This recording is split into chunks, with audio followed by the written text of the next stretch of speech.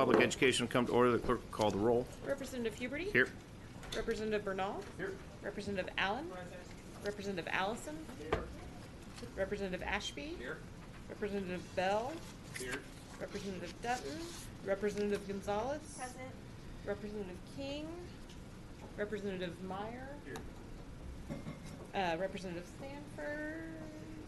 Representative Tallarico? Here. And Representative Van Dever. Okay, quorum is present. Thank you all for being here. Just a brief introduction. We have a clerk that we just hired. So Chandler Skolnick is with us here today. He's our brand new committee clerk, and first time he's working in the House of Representatives. So welcome. He is a Patriots fan, so there's that. But you know, it's okay, buddy. We'll let it go. So yeah, right, exactly.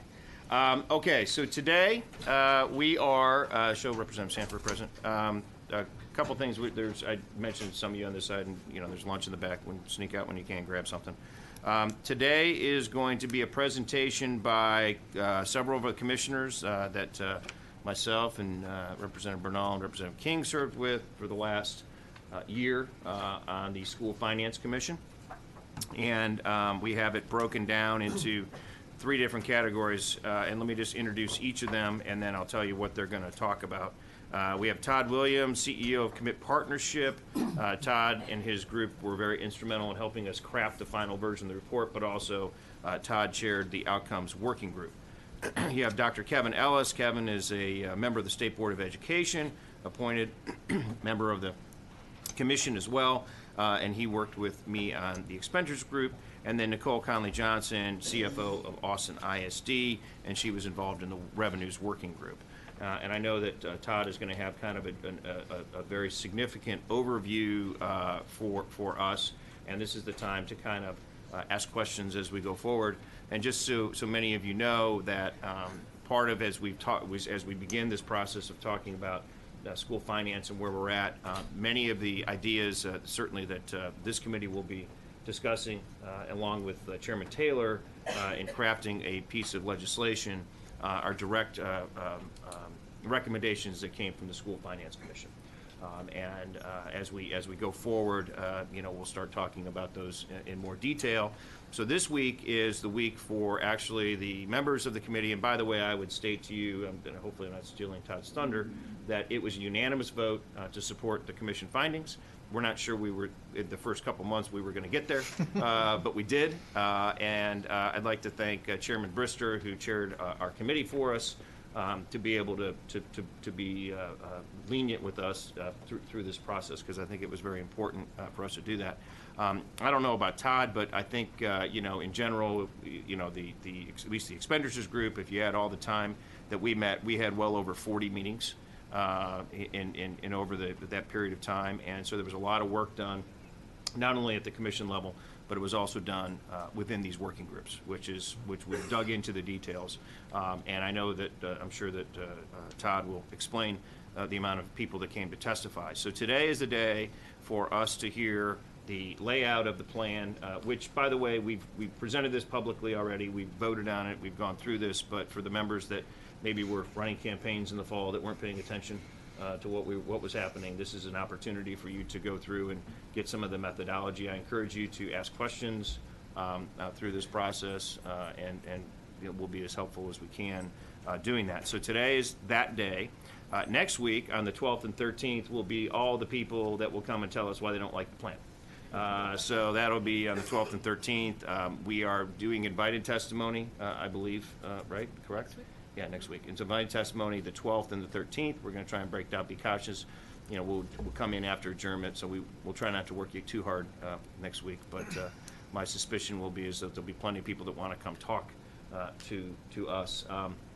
The goal will be is that we will get on the 12th and 13th as many people that represents all the different spectrums of education, from the small rural schools to the big districts to the recaptures to the non-recaptures, to charter schools, to everybody that wants to come and talk to us about ideas and concepts as we go forward. Okay? So that is the plan. And with that, I'm going to ask if anybody has any questions before we get going. Seeing none, I'm going to turn it over to Mr. Williams. Welcome. Welcome. Thank you. Thank Please you, Chairman. tell us who you are for the record and Sure. when you introduce yourselves. Why don't we start with that? Everybody introduce themselves for the record, and then we'll let you go, Mr. Williams. Great. I'll go first. Todd Williams, Chairman and CEO of the Commit Partnership in Dallas, Texas. Nicole Conley-Johnson, CFO for the Austin Independent School District. Kevin Ellis, State Board of Education member. Thank you. So I'll start off. You have a voluminous presentation in front of you. We're not going to go through every slide. I just want to make sure you are aware of that. But we are going to, as questions arise, we wanted to make sure we had slides in there for reference in case that question came up. So I'd ask you to turn to page 4 in the presentation that you have in front of you. As Chairman Huberty said, we met for roughly 90 hours overall, over 12 months. Heard countless hours of testimony from all sorts of people from around the state. I think one of the affirming things of this process is that we learned a lot about great things happening and what data was showing was working. And because we decided, right or wrong, to take a focus that this wasn't just about figuring out how much we needed and where and what was the appropriate amount to spend on education, we really tried to focus on what outcomes are we getting with the state's investment today, and how might those outcomes be significantly and substantially enhanced with smart spending in key areas based on data and based on practices. So on slide 4, you can see the members who served. It was bicameral, it was bipartisan, and we had 35 different unanimous recommendations that we'll be going through with you in detail today. If you turn to slide 5, just to put everything in perspective of why this is so important, Texas educates 10% of the country. It's 5.4 million students. We rank 9th in the country in economically disadvantaged children, and we rank 2nd in the country in English language learners.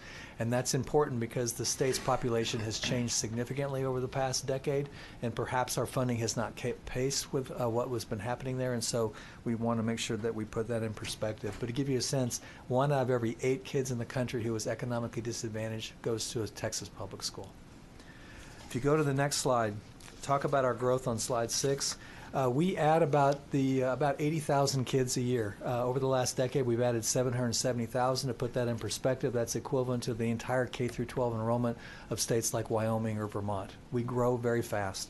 But in terms of what that growth looked like over the last decade, you can see that 8 in 10 of those kids were low income, and 4 in 10 of those kids were English language learners. And if you focus on the high number that's highlighted in yellow at the bottom for our economically disadvantaged children, they have a 6-year post-secondary completion rate of only 18%. So when you put that in context versus a 60 by 30 state goal, when our economically disadvantaged kids are our fastest growing population and they're only getting a post-secondary credential at 1/3 the state's goal, it gives you a chance and a focus on where we should be spending our investment if we can. One of the things that struck us in this process is that we have a higher ed goal of 60 by 30, but we don't have a K through 12 goal. And so the number one recommendation that the commission recommended was to establish a K through 12 goal. And we set it, right or wrong, at 60% of all kids meeting the state standards in proficiency, including accessing and completing some type of post-secondary credential. Our 60 by 30 goal is for all adults, whether or not they were educated here in Texas or not, but we thought it was important that our own pipeline meet that goal as well. And so when you look at that 60% goal, you can see on slide 7 that our non-economically disadvantaged students are already exceeding that 60% goal. But our low-income kids are roughly half of that goal, and our English language learners are roughly 1/3 of that goal. And so we said if we really want to focus on it, again, this just highlights which populations that we might want to think about investing our money more significantly in. If you turn to the next slide, on slide 8, we looked at our education pipeline. So to give you a sense, as you move from left to right, roughly 41% of our eligible kids for pre-K actually enroll. 1 year later, only 58% of them are judged kindergarten ready. And then 4 years later, only 4 in 10 kids, roughly 41%, meet the state standard in 3rd grade reading. So it's clear that we lose a lot of kids right there within that 0 to 8 space. And you'll see the number highlighted in the bottom. That's 236,000 3rd graders who did not meet the state standard in 2018. You can see that achievement in subsequent grades and subjects, whether it be math or reading, do not get significantly above 3rd grade reading, and that's because we all know you learn to read through 3rd grade, and then after 3rd grade you have to be able to read to learn. And so we just felt like 3rd grade reading was incredibly, incredibly important for us to focus on. And then you can see that roughly, even though we graduate 90% of our children, according to SAT or ACT, only 16% of them are judged to be kindergarten ready. When you add TSIA, which is another assessment, the number gets closer to 30 to 35%. But again, a lot of our kids are not ready when they leave the classroom for the next level, which is reflected in that last chart, on the last bar on the far right, which is that only 28% of our kids, 6 years post their high school graduation, have some type of post-secondary credential. A 2-year degree, a 4-year degree, a technical certificate, and you can see in that bottom right-hand corner, that's 200,000 students every year, 6 years after their high school graduation, do not have what I would refer to as a living wage credential. Mr. Williams, let me ask you a quick question. Sure. Let's go back. I'm on slide 8 at third grade reading at 41%. So Yes. There's been some discussions. We had one with Commissioner Morath yesterday, relying on, the accountability system or the testing and things of that nature to determine Right. that. And then there's some questions about, what other standard that's out there. It's my understanding, obviously, that in Texas, obviously, because of our TEKS, and which you guys have worked on streamlining, we got that presentation yesterday, Kevin, that even if you use different standards, on average, less than 50.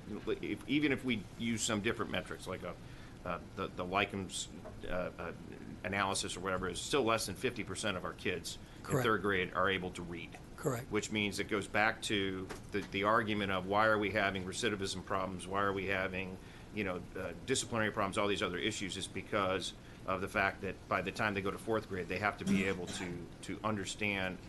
They have to be able to read to be able to learn the material that they're going, which is causing some of these other problems, right? Correct. And again, I think when you look at SAT or ACT, or you look at actually how many kids are getting some type of credential, it gives some validity to the assessment, whether or not it's this assessment or some other assessment. It's kind of Houston, we have a problem. And it's clearly in this area. If you focus on slide 9, you can see that NAEP, National Assessment of Educational Progress, which is an assessment given nationally on a sampling basis to every state in the country. Texas ranks 46 out of 50th in early literacy. So even if the argument is going to be made, well, the questions that we're getting are above grade level, or some of these other things that are out there, which we're hearing, and I understand. I'm hearing it too. Yeah. And we're hearing some of that stuff. This test that we're talking about here, this is a great point. Yeah. We're still 46 out of 50. Correct. So it's not like we're actually teaching these kids how to read, right? Or they're We're not able teaching to, enough of them, to for teach sure. them how to read. Yeah. So it's still a problem. So even if percentage points change by a few or wherever it's going to be, the point of the fact of the findings, I believe, of the commission was Right. that we have a serious problem between pre-K and third grade of We do. Where do we need to spend the money? Well, right? again, back on this other, again, these are on the 58% of kids who are kinder ready. Each district gets to generally use the kindergarten readiness assessment that they want to use, and 4 in 10 kids aren't kindergarten ready. Right, and so again, and then when you go into a system of K through 3 where you've got some kids ready and some kids aren't, it puts a lot of pressure and stress on educators to make sure they're trying to get all kids to the same level, and it just exacerbates it when you turn to the, I don't know if I have it in here, I'll get to it in just a second, but I'm going to show you the number of kids who aren't ready and the number of kids who actually are being retained. And it's a huge gap. We're just pushing kids forward. Sometimes it's a classroom issue. Sometimes it's a difficult conversation with a parent issue. Sometimes there's arguments on both sides about whether or not retaining kids actually has benefits or not. There needs to be some sort of different curriculum. One of the recommendations that we're making is should we perhaps lengthen the school year and try and attack summer slide as a different way to attack that. But clearly we have a problem here. Representative Van Dever has a question. Thank you, Mr. Chairman. To clarify, the 58%, we have 58% that are kindergarten ready. Yes, sir. Is that 58% of students who were in pre-K, or just 58% All kids. of all students? All kids attend So that's kindergarten. students who were not in pre-K Correct. and students. Right, and you probably would think that kids who weren't in pre-K, obviously, and there's lots of data that show that they are much less ready than kids who did in fact attend pre-K. So there's a pre-K quality issue because, again, the data is pretty compelling that full-day pre-K is much more impactful than half-day pre-K. And I'll get into those numbers in a second in terms of what that ratio is right now. But, yeah, for me, it's just that's where the challenge is right here. It's in this whole space. Right. Thank you, Mr. Chairman. Yes. Todd, kind of looking at that same graph there at the 3 and 4 year olds, if I'm reading this right, only 41% are enrolled in 3 or 4 year old pre-K. Yeah, and to give you And a that's sense, total students. that's eligible kids. So 41% kids. of eligible kids who qualify for either low income or ELL. Right. And so to give you a sense, that's roughly a weighted average between, say, 75% of eligible 4-year-olds are enrolled and about 10% of eligible 3-year-olds are enrolled. So the blend is 41% between those two classes. Okay. Thank you. Yep. So is that a case for all-day kindergarten? Pardon? Is that a case for all-day kindergarten? Well, you mean all day pre-K? Oh, I mean, pre-K, yeah. Yes, ma'am. I believe lots of data that would prove that out. And let me go back, and this is a very important point. So the eligible population that we have is, there's 4 kind of tests, right? Eco-Devo, military, special needs, and ELL, right? Those are the kind of the 4, and then we've added a couple other Yeah. small ones to it. Yes, sir. But we still have and there's about 260,000 of them roughly in the system today. But we have 75% or 25 to 30% of kids that are eligible that their parents don't send them, which is insane. Right. And it's a mixture. It's a lack of parental awareness about the importance, lack of full day. Half day is not an option for them. They need a full day solution in districts. Some have more than half of the kids who are in pre-K today are taught in full day, but that's basically districts robbing Peter to pay Paul. Sure. They're taking money from somewhere else in the budget to provide full day pre-K because they only get half day from the state. And part of it's a classroom seat issue. The boards and the districts historically have not prioritized, or they've been growing so rapidly, they're serving kids in later grades first, and they don't have enough pre-K classrooms. Representative Well, actually, I think he just answered my question. I wondered if you guys had looked at we have such a small percentage of those who qualify coming, and I have to think that the half-day program has a huge impact on that because parents are looking for childcare the other Correct. half of the day. Yes. So, okay, thank Totally you. agree. Yeah. Okay. So why don't we skip ahead to slide 10. So if I had to summarize the key recommendations of those 35, what 4 buckets are they in, or what pillars? It's improve third grade literacy, grow our post-secondary readiness and access, make sure that we're doing everything we can to attract and retain effective educators in the classroom, and then how do we address outdated school finance components? And so that's what we're going to go through here. The next 2 pages is a really kind of a summary, and I'm just not going to go through that because we're going to go in detail in those individual strategies. So let's go ahead and talk about literacy. So if you'd go ahead and go to slide 14, if you could. Again, you saw this chart earlier for all grades, all subjects. This is just 3rd grade reading. But again, the ratio between non-EcoDis kids and EcoDis kids as well as ELL kids is roughly the same, 1/2 to 1/3 of the proficiency rates. Slide 15 tries to help you understand part of the problem, which is the chart on the left is the percentage of kids who are not kindergarten ready. And then the red line below is the percentage of kids who were retained at the end of that year. The chart on the right is the percentage of kids who did not meet the state standard in 3rd grade reading. And the red line below is the percentage of kids who were retained. And so you can see that we have a lot of kids who aren't meeting those standards, who are just going on to the next grade for lots of various reasons. And so because of that, again, classroom constraints, a longer school year could really help here.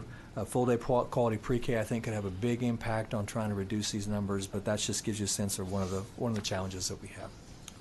Can you go to, what happened between 17 and 18, do you think? Well, I can't speak to kindergarten readiness because everybody uses a different assessment, so I can't really speak to why that jumped so negatively that way in terms of the number of kids who weren't ready climbing. Couldn't speak to it. 3rd grade reading, we fell roughly 3 points. Sometimes the cut score can be somewhat a little bit sensitive, so I'm not really sure. I tend to focus more on the fact that whether it's 4 in 10 or 4.5 kids in 10, it's still more than half who aren't ready. So if we look at the percentage not meeting 3rd grade reading from 2012 through 2018, in general, within a couple percentage points, it's been about 60%. Yeah. 40% meeting and 60% not. Yep. Okay.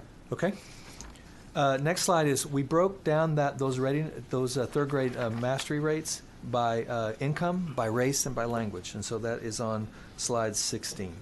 And so you can see we've got pretty big gaps, which isn't going to be a surprise to a lot of us who are in this work every day. So 26-point gaps based on income, 20 to 27-point gaps in proficiency based on race, and a 14% gap in terms of native language. And so again, focusing on where we should, this just gives you a sense of what we're all trying to focus on. So let's move to slide 17 if we could. So collectively, the Commission recommended roughly $1.4 billion as a package to try and attack this issue. The biggest piece by far is a third grade reading allotment of $780 million. And to give you a sense, that would be sufficient to fund full day pre-K for every eligible kid in the state of Texas. To give you a sense, if we have roughly 240,000 kids who are eligible today at $3,000 for that extra half day, that's $720 million versus the $780 million on this page. And then you can see $400 million of outcomes-based funding, which I'll go into more depth in a second. So effectively, for every child who meets the state standard in third grade reading, a district would get a certain amount of funding. And if that child was low income, they would get significantly more funding for that child than if they were non-low income. And then you can see $100 million for identification and support of dyslexia. We significantly under-identify in that. Can you touch on the third grade reading thing for 1 second, which is Sure. that if you get to third grade reading, that you would be eligible for the funding. We have schools that are meeting those standards today, right, And and exceeding hitting them those substantially. targets. And that was one of the questions that we had, Yep. which was, well, are we just going to give the money to where they're not passing, or we're going to give the money to the ones that are passing? Right. Well, our philosophy, I believe, our philosophy was, well, we're not going to differentiate. We're going to say if you're hitting those standards, that's the additional resources that you have to be able to do that, because you might ultimately have a rural school that's got very minimal, maybe 1 or 2 elementaries or something like that, and they're doing a really great job with the resources that they have, and Right. they're hitting those targets, and this would give them the additional resources that they need to keep and retain better quality teachers. Is that a fair?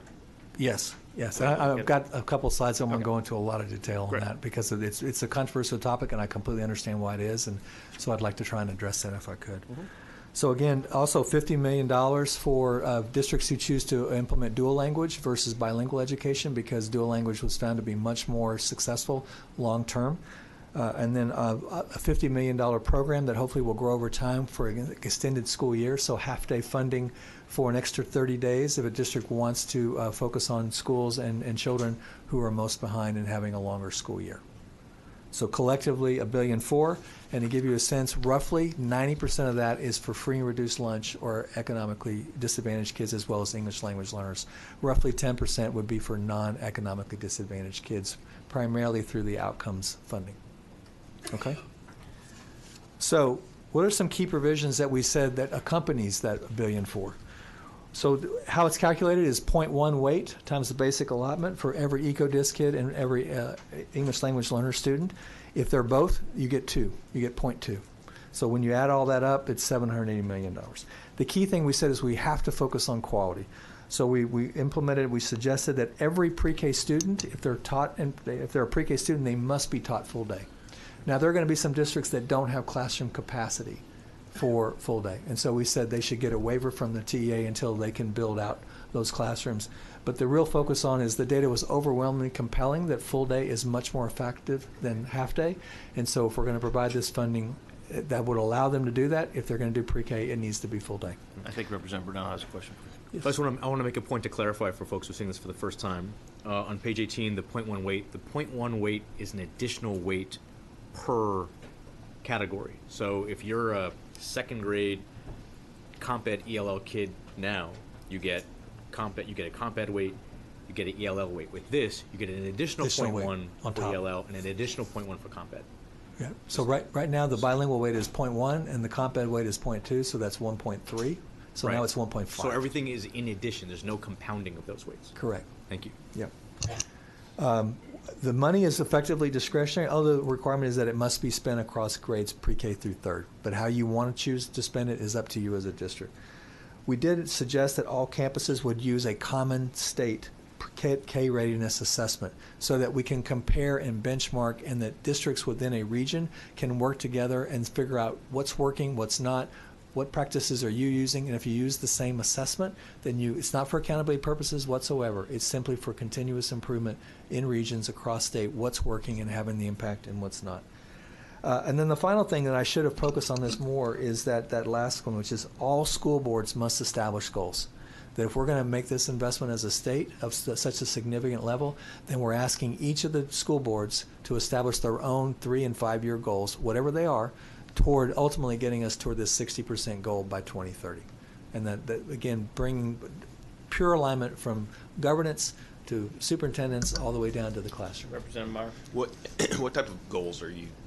Can you get a little more specific for me? What type Sure, of goals? in terms of, today we're at, today we're at 35% proficiency. In 3 years we want to be at 39, and in 5 years we want to be at 42. But also important, setting goals not just for all kids, but for key populations. Our English language learners, our Hispanic children, our African American. Make sure that it's disaggregated enough so that we kind of understand where our weaknesses are, where our focus should be. And the school districts themselves, just to reiterate, They set it themselves. They and set have it themselves. flexibility to accommodate their own student populations. Correct. Very good. Thank you. Correct. Okay, so one of the things that's come up. So Hold on go. a second. Go ahead. I'm sorry. Thank you, Mr. Chairman. So the new additional weights only apply for kindergarten through 3rd grade, not pre-K. Is that right? That's right. So the money is supposed to be spent on pre-K through 3, but the weights only apply for K through 3. Correct. Is that right? Because we want to make sure, first of all, it gives you more control over how much money you're funding, because you don't know how many kids in pre-K are going to show up. I see. Okay. Right. But we want to make sure that if someone wanted to do full day pre-K, that there was sufficient money that they could do it with this Got funding. it. The second question is, and I'm obviously a big believer in full day pre-K, but if the data we were looking at a second ago shows that we're doing better in kindergarten readiness than we are in 3rd grade reading, I'm trying to figure out the connection between. So again, because it's a package, so again, this money is fungible and flexible. The key thing that I like to think about is 780 in the 3rd grade reading allotment and then 400 million in the outcomes funding. There's no doubt in my mind that we have to be spending more dollars in the K through 3 space. So we can't, otherwise we've got what's known as pre-K slide, Right. which is they're educated, but then because so many of the kids are coming in not ready, teachers are having a hard time differentiating, et cetera. So I think to look at it that collectively we're providing districts almost $1.2 billion to spend in this space. So you're thinking about it in terms of a grade band more than just. I am. Okay. Yeah. No, that's helpful. And also, Representative, 2 things. One is that I think we're also trying to encourage some sort of uniformity in terms of high quality full day as opposed to some kind of pre-K, which is where you see differentiation. Yeah. But we also heard testimony about even if some schools or districts even offer pre-K and they know they're going to get tested in the 3rd grade, they often will push some of their weaker teachers towards K1 and 2. And this is also a way to make sure that we raise the level of quality there as well. One last question, Mr. Chairman. Is it fair to say that that kindergarten readiness assessment is less valid or reliable than the 3rd grade reading star? Because you're suggesting that they're different across districts. They are different. I mean, in our region, I wouldn't be surprised if we might have anywhere from 7 to 8 different K readiness assessments based on what that district chooses to use. So is it fair to say that we probably shouldn't read too much into the fact that kindergarten readiness assessment looks like it's performing better than the 3rd grade reading metric? I think also there's no consistency in cut scores. So we see in our region the same assessment, but different cut scores used for determination of readiness. Okay. No, that's helpful. Thank you. Yeah. So on slide 19, just to give you a sense, so again, we've roughly 240,000 kids are eligible. So the blue part of that pie chart is roughly 42% are in full day today. Another 25% in red are in half day, and another 23% are eligible are not enrolled in pre-K at all. And so obviously we're trying to attack that. So we asked the question at the top, why is this structured as a 3rd grade reading allotment versus funding pre-K? And we said because pre-K is a strategy. The goal is literacy. And so we didn't want to make sure that if districts were seat constrained, that they shouldn't get their pro rata share of this funding, and they could use it in other ways and fashions. But again, focus on the goal, provide the resources, and let districts, based on their own situation, decide how they want to use the money. Having said that, we've done surveys and polls, and there's no doubt that if you talk to the average superintendent and you provide this funding, the first place it's going is pre-K. And the final thing is, the suggested policy really trusts districts that they'll spend it wisely. There's been talk about, do we have a pre-K first policy, which requires compliance with TEA, where you've got to report every year, why did you really do everything you could to enroll them in pre-K or not? And we just said, let's just see what the data shows. But the data seems to be overwhelmingly compelling that if districts have the seats, they're going to do pre-K ASAP, full day. Okay? So why did we do outcomes funding? And I'm going to ask you to skip ahead to slide 21. This is a scatter plot of every single elementary school third grade reading in 2018.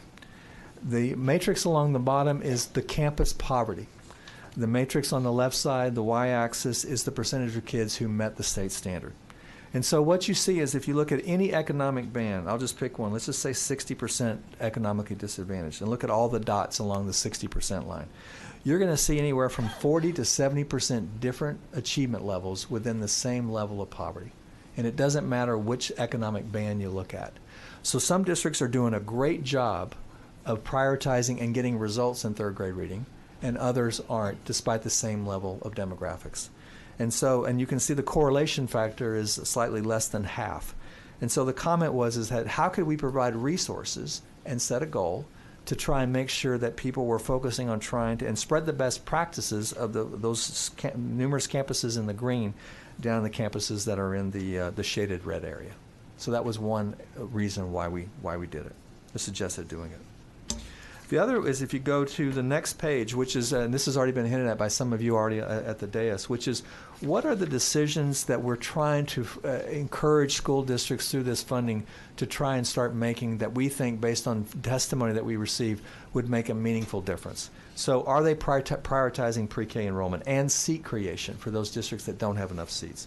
Are they reducing social promotion? Are they keeping their effective teachers in K through 2 versus pulling them out and putting them in a tested grade? Are they taking ineffective teachers and putting them in K through 2? Are they doing literacy training?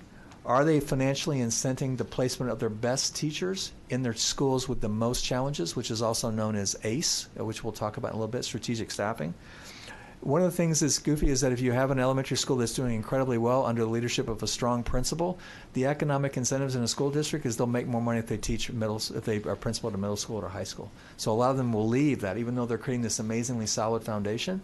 And so that's obviously an incentive we need to ask districts to think about. Is that the right incentive to be setting, particularly for districts that have a lot of low income and English language learner students?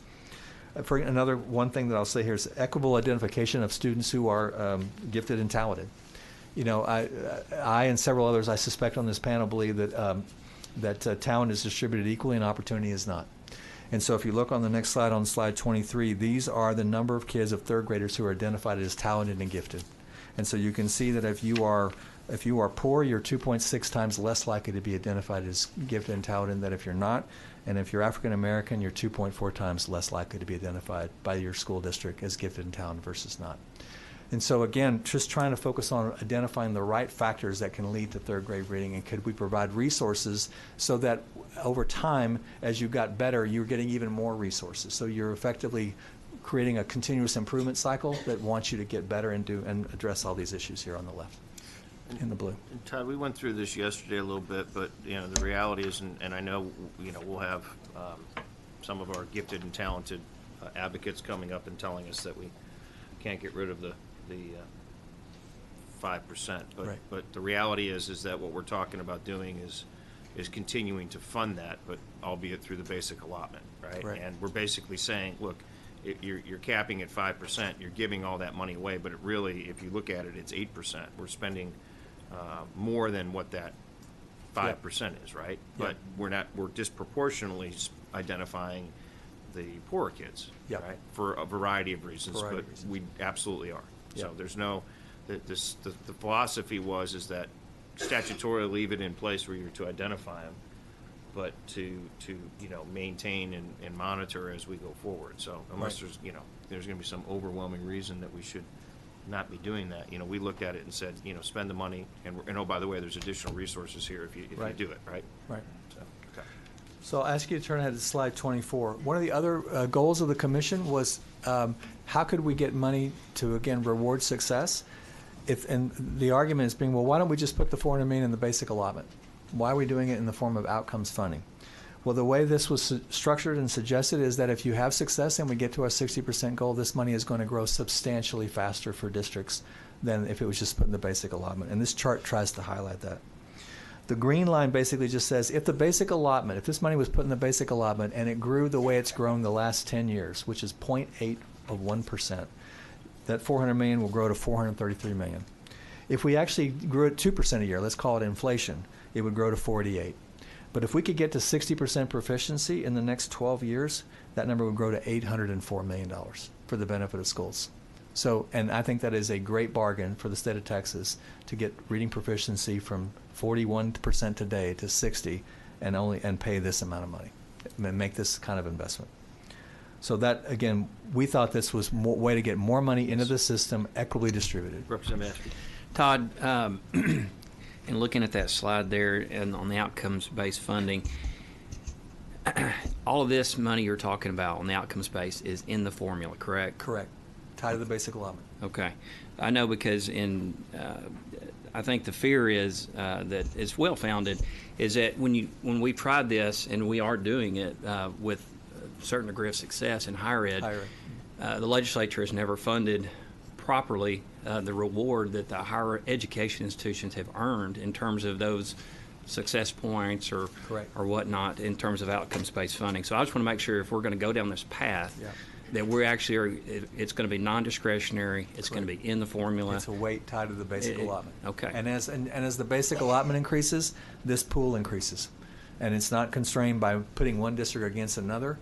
If they all have success, the number just grows. Okay. Total. Thank you. Okay, so we've got this carrot, if you will, of $804 million, which assumes getting to 60% proficiency for our low-income students in the next 12 years. How realistic is getting to 60% proficiency for low-income kids in the state of Texas? So slide 25 tries to highlight that. We have 20 campuses that are 80% proficiency for low-income kids. We have another 27 that are greater than 70% proficient, and we have another 100 campuses that are greater than 60. And we've got 1,168 campuses that are greater than 40% proficiency for low-income kids today, even though our average statewide is about 32%. And we just tried to highlight some outliers there, but I'll go into a little bit more detail.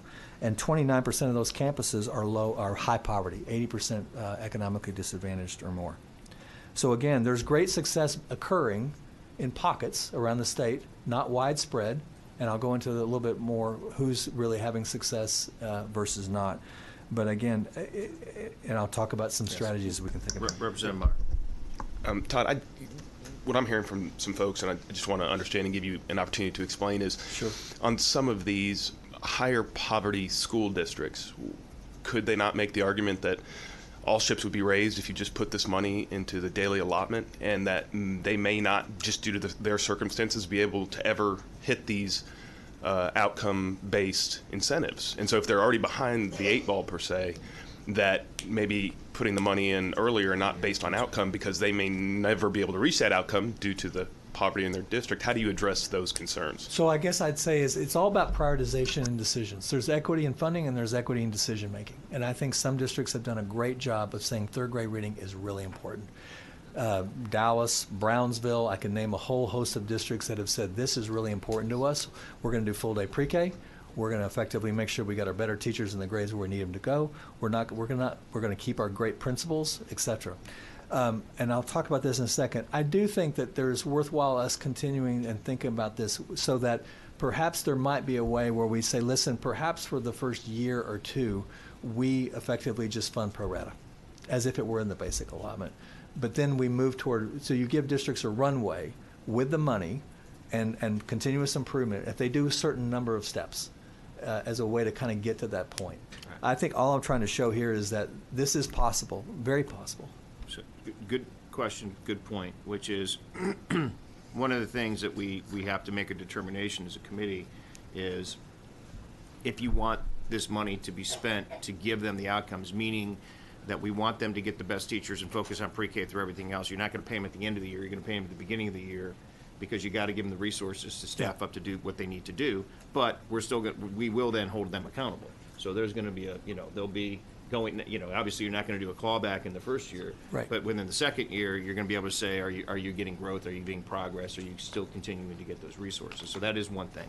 And to answer your question specifically on just throw it into the basic allotment, I would tell you, and I would challenge whoever's saying that, those schools that would be saying that to us, is that there are real-life examples of school districts with similar populations with 96, this is a great one, Toole Elementary, 96% Eco-Devo. Same kids at these schools that are saying we can't get there that are educating these kids, that they've done something that's different, that's educating them. And, you'll hear about Dallas ACE. Obviously you represent Dallas ACE. It went from 40 IR campuses to 4. It happens. So it's either you're going to prioritize these kids, and I think if we look at everything that we're talking about focusing money at the campus to the kid, not the district. And then they're going to have to make those decisions of how they want to be able to get those resources and to be creative. The smart superintendents and the smart school boards will figure out how to utilize these resources and educate these children. And so, I'm looking here in El Paso ISD that Representative Gonzalez represents. Real examples, real life. So, anyways. Real quickly, turn to page 26 if you don't mind. Mr. Chairman, can I ask yes, a question ahead. about that? Just for slide 25. Sure. Because I know this is going to be a big part of the discussion, is pointing to some of these examples. Yep. And has the work been done to ensure that these campuses are traditional Yes. public school campuses, not magnets, not internal charters? If you go to the next page. Okay, perfect. Yep. Excellent. Thank you. Go to the next page. These are some of the top performing schools, very high poverty, all 90% EcoDis or higher. You can see Hidalgo, El Paso, Romo, Brownsville, Houston. To my knowledge, these are not magnets. These are not application selective. These aren't charters. These are all traditional ISD schools that are comprehensive schools within their neighborhood schools. And you can see that they are anywhere from 61 to 81 proficiency for economically disadvantaged students. I didn't name the names on the chart on the right because it doesn't matter who they are. It's not why we're here. But you can see for, again, high poverty campuses, numerous campuses that are at 7, 8, 9, 10% proficient. So our goal through the outcomes funding is to make sure that the right decisions are being made for those schools that are in the yellow so that they can have the same success and the same opportunity as the schools in the green. Absolutely. Todd, do you have any examples of any? Well, let me make sure before I ask the questions there's not one on here. But are there any rural schools that you can cite, excuse me, that have shown that same proficiency? I have. I know that there are. I only focused on these top ones. I'd be more than happy to go back and tell you exactly what rural achievement is in third grade reading versus. But what we found is, I remember when we looked at all subjects, all grades. We found that proficiency for rural districts was maybe 1 or 2 points lower than other districts of larger size. It wasn't significant. I do know that it's a continual challenge in rural districts to recruit and attract Absolutely. and retain teachers. And so I think we've got to come up with some solution on that issue as well. I think that's a critical thing we got to focus on. Okay, thank you. The chart on 27, there was also some articles, national articles that were written in the Washington Post about outcomes-based funding, and they compared a school in Bexar County to a school in Highland Park. And so I tried to highlight here that I used that same example. The far right-hand column is what the average funding per 100 kids in Highland Park, which is the only district, to my knowledge, traditional ISD in the state of Texas that has 0% economic disadvantage. So for every 100 kids in Highland Park, based on the proficiency of their best performing elementary school, they'll get roughly $126,000 per 100 kids. So you'll see now compare that number of $126,000 to $275,000 for Hidalgo, for Lamar, for Florence Scott, for very high poverty districts. So they'll be getting significantly more based on the fact that they've made great decisions today. One quick question, and maybe you're going to address this later in your presentation, or one of you will, but we also discussed the definition of Eco-Devo. Yep. Are you going to talk about that? We are. Okay. Yeah, we are. Yes. Let me just go over that last point again. You're Sure. on slide 27? 27. Yeah. What's the state average for third grade proficiency? 41% for all kids, 32% for low-income kids. So on slide 37. 27, yeah. Yeah, sorry, 27. Yep. It's a window into the challenges I had throughout the admission process. But on slide 27, we're looking at campuses that have proficiency levels going from, let's say, 81 to 61. Yep. Right? Uh-huh. And that's sort of to demonstrate the point that they would still end up, and their eco-dis numbers, that they would still end up sort of in better shape vis-a-vis Highland Park. Mm-hmm. But when we look at schools that have a sort of more fidelity with the reflection of the state average, or even below that, Right. does that trend continue? So as we get to Does what schools, trend continue? so as we get to schools where the proficiency level drops to the 40s and the 30s, starting off, Yep. does that relationship to, let's say, Highland Park, does it remain the same? No, way? Does obviously it won't. And I'm going to go into a chart that basically says some big districts, who is going to get the most from this versus that they just got their pro rata share, and who is actually going to be harmed, who's going to get less money. Right. Right. And so I want to talk to you. Well, and I don't think anyone will get. Everyone's going to get some money. I think that Yeah. that for some people, we want to make sure that a good idea doesn't unintentionally, let's say, exacerbate some sort of inequality. Right. Right. Exactly. And Okay. that gets to my point of maybe an idea that we should continue to talk about is some sort of runway to get to that point. Okay. So that they have the chance. Understood. Thank you. Thank you, Chair. Yeah. Slide 28 just really tries to highlight, again, looking at the only district that has no poverty, the funding for every proficient student who is not low income is $1,450. The funding for every proficient student who is low income is $3,400. So again, 80% times $1,450 is $116,000 for every 100 kids in Highland Park. You need to get 35% proficiency or better in order to get as much money or more than Highland Park per this analysis here based on current proficiency. And there are 1,725 campuses across Texas that would be getting more money than Highland Park due to this suggested formula. Slide 29 just looks at all the campuses that would get more money through outcomes funding versus just their pro rata share. So there's 440 districts educating 52% of the kids who would get more money from outcomes funding than their pro rata share. And then you can see, obviously, the alternative is the less. And then the last line says, if they could get to 60% proficiency for low-income kids, how much more funding would they get? And you can see those numbers and then those percentages. And this is new money. This is all new money, funded day one of year one. Yeah. So let me turn to slide 30. There is the Big Ten Metro Urban Councils, the big districts in the state. They educate about 1 in 6 kids in Texas, are listed here on slide 30, and I want to take a little bit of time to explain this chart if I could. So let's just pick Brownsville. Brownsville is 96% economically disadvantaged. They get 39% proficiency for their low-income kids versus 32% for the state average. They will get $4 million in outcomes funding, which is $1 million more than their pro rata share if it was just delivered directly to them. So that's a 33% premium. And then we looked at what if they got to 50% proficiency for their low-income kids now that we provided all this funding through what we just described, or 60% proficiency. How much more money would they get? And so you can see they'd get anywhere from 68 to 100% more funding than they would get if they just got their pro rata share of the $400 million. And so you can see on these big charts that the vast majority of these are high poverty districts that would actually do better than their pro rata share. The biggest one that has the challenge, and I've talked about this, is San Antonio. They have third grade reading proficiency of 23% for their economically disadvantaged kids. And so they would get 900,000 less than they would get if they just got their pro rata share.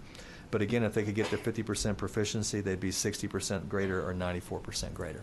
So again, the whole question is, when does this funding kick in terms of when is the mechanism kick in? Is it day one? Is it end of year two? Those are all ideas that we should think about talking about.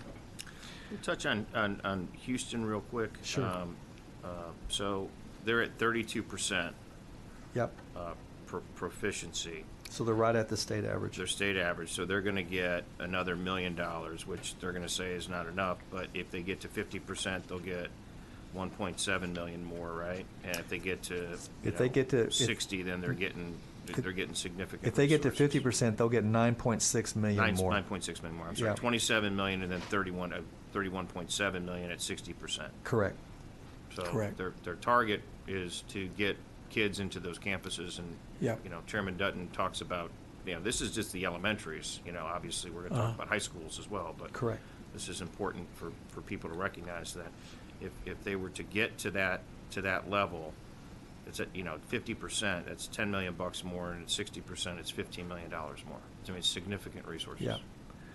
So 31 is an important slide. It's a little texty, and I apologize for that, but I really wanted to take some thought and address some of the concerns, which are very valid concerns in some regards, about outcomes-based funding. And why did we still recommend it despite those concerns? So there's 4 major areas that have risen up. One, the perception is the dollars aren't being distributed equitably. Clearly, based on the formula, 130% more funding for a low-income child versus a non-low-income child. If you add it all up based on current proficiency, 69% of the funding is going to low-income kids, and they represent 60% of the state. So they're getting a disproportionate share of that. And again, as I said, 11 of the top 13 districts that are getting more dollars versus their pro rata share are high poverty, including Dallas, Brownsville, El Paso, Houston, etc. So that's one area that I think perhaps is not as well understood in terms of the equity nature of this funding. And there are other states that have done outcomes-based funding that have not really focused on equity. And so they have disproportionately favored affluent campuses. Number 2 concern that has been said, funding increases high stakes. I'll just speak for me personally. I think the ability to read by 3rd grade or the ability to be ready for college have always been high stakes for kids. Always. The decision to drill and kill or to benchmark constantly is an educator decision, but whether or not there's an assessment tied to this or not, the ability to read is critically important for a kid. The second thing is we also were very conscious about making sure that the outcomes funding was enough that it had some focus, but that it wasn't so significant to a school district's budget that silly things would happen.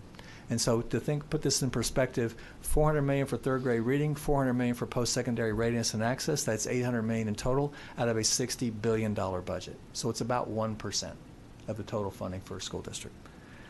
And then I personally believe, and I believe strongly in the power of educators in setting a goal and giving them money and letting them go. I think the chances that their current proficiency of 32% for low-income kids is going to go backwards after you fund full-day pre-K, after you've invested $1.4 billion in addressing all those issues is quite remote. And then instead, I would argue that this is a great mechanism to get more money into schools equitably allocated much faster. So that's criticism number 2. The third concern is we really shouldn't have funding try and change behavior. Accountability should really be used to change behavior. I've had a number of conversations with superintendents, and I said, if we're going, would you rather have resources if you had success, or would you rather have the public criticism of A through F if you didn't get the success that you want?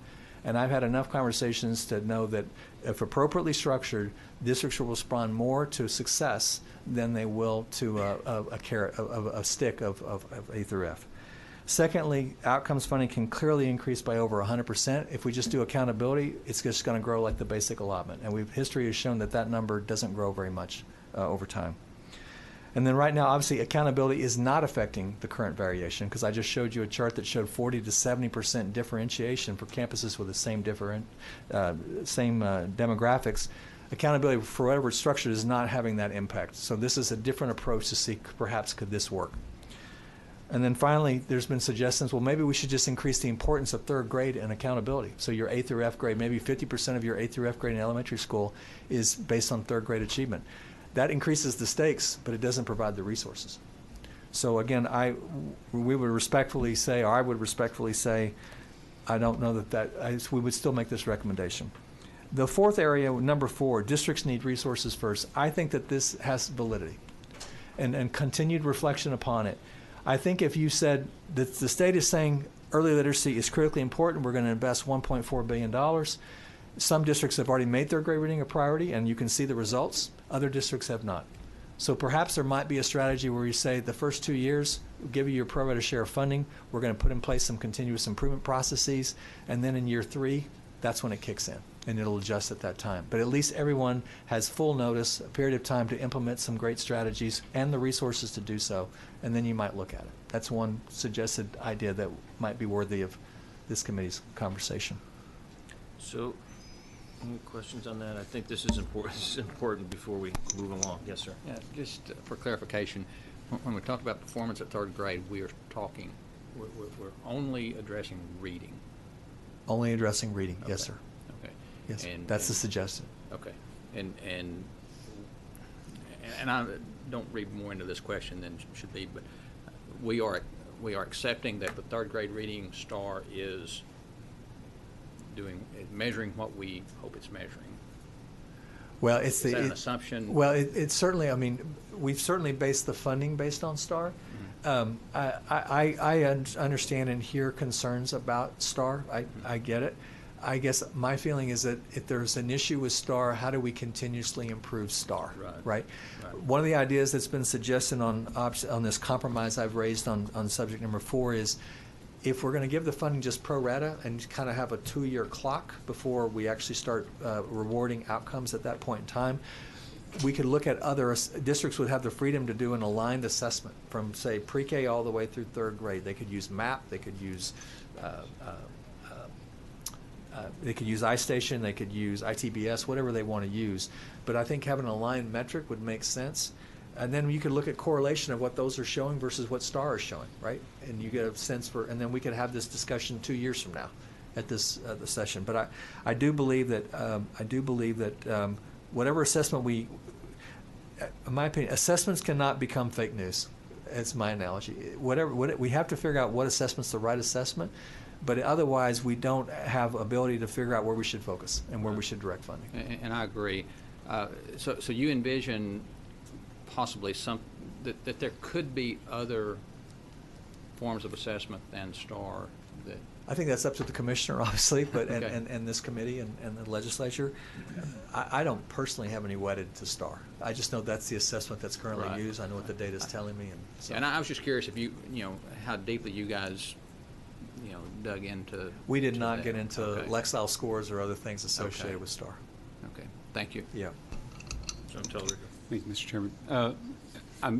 Number 4 is probably the concern I share the most, and so I'm first curious about your opinion. You kind of said it's a possible idea that we should look into, but as someone who has been working on this and leading this charge, is this runway idea of providing resources for the first 2 years something you think is something that should be I would be pursued? supportive of it. And was it discussed during the school It finance was not. commissions? It was not. Was it a runway?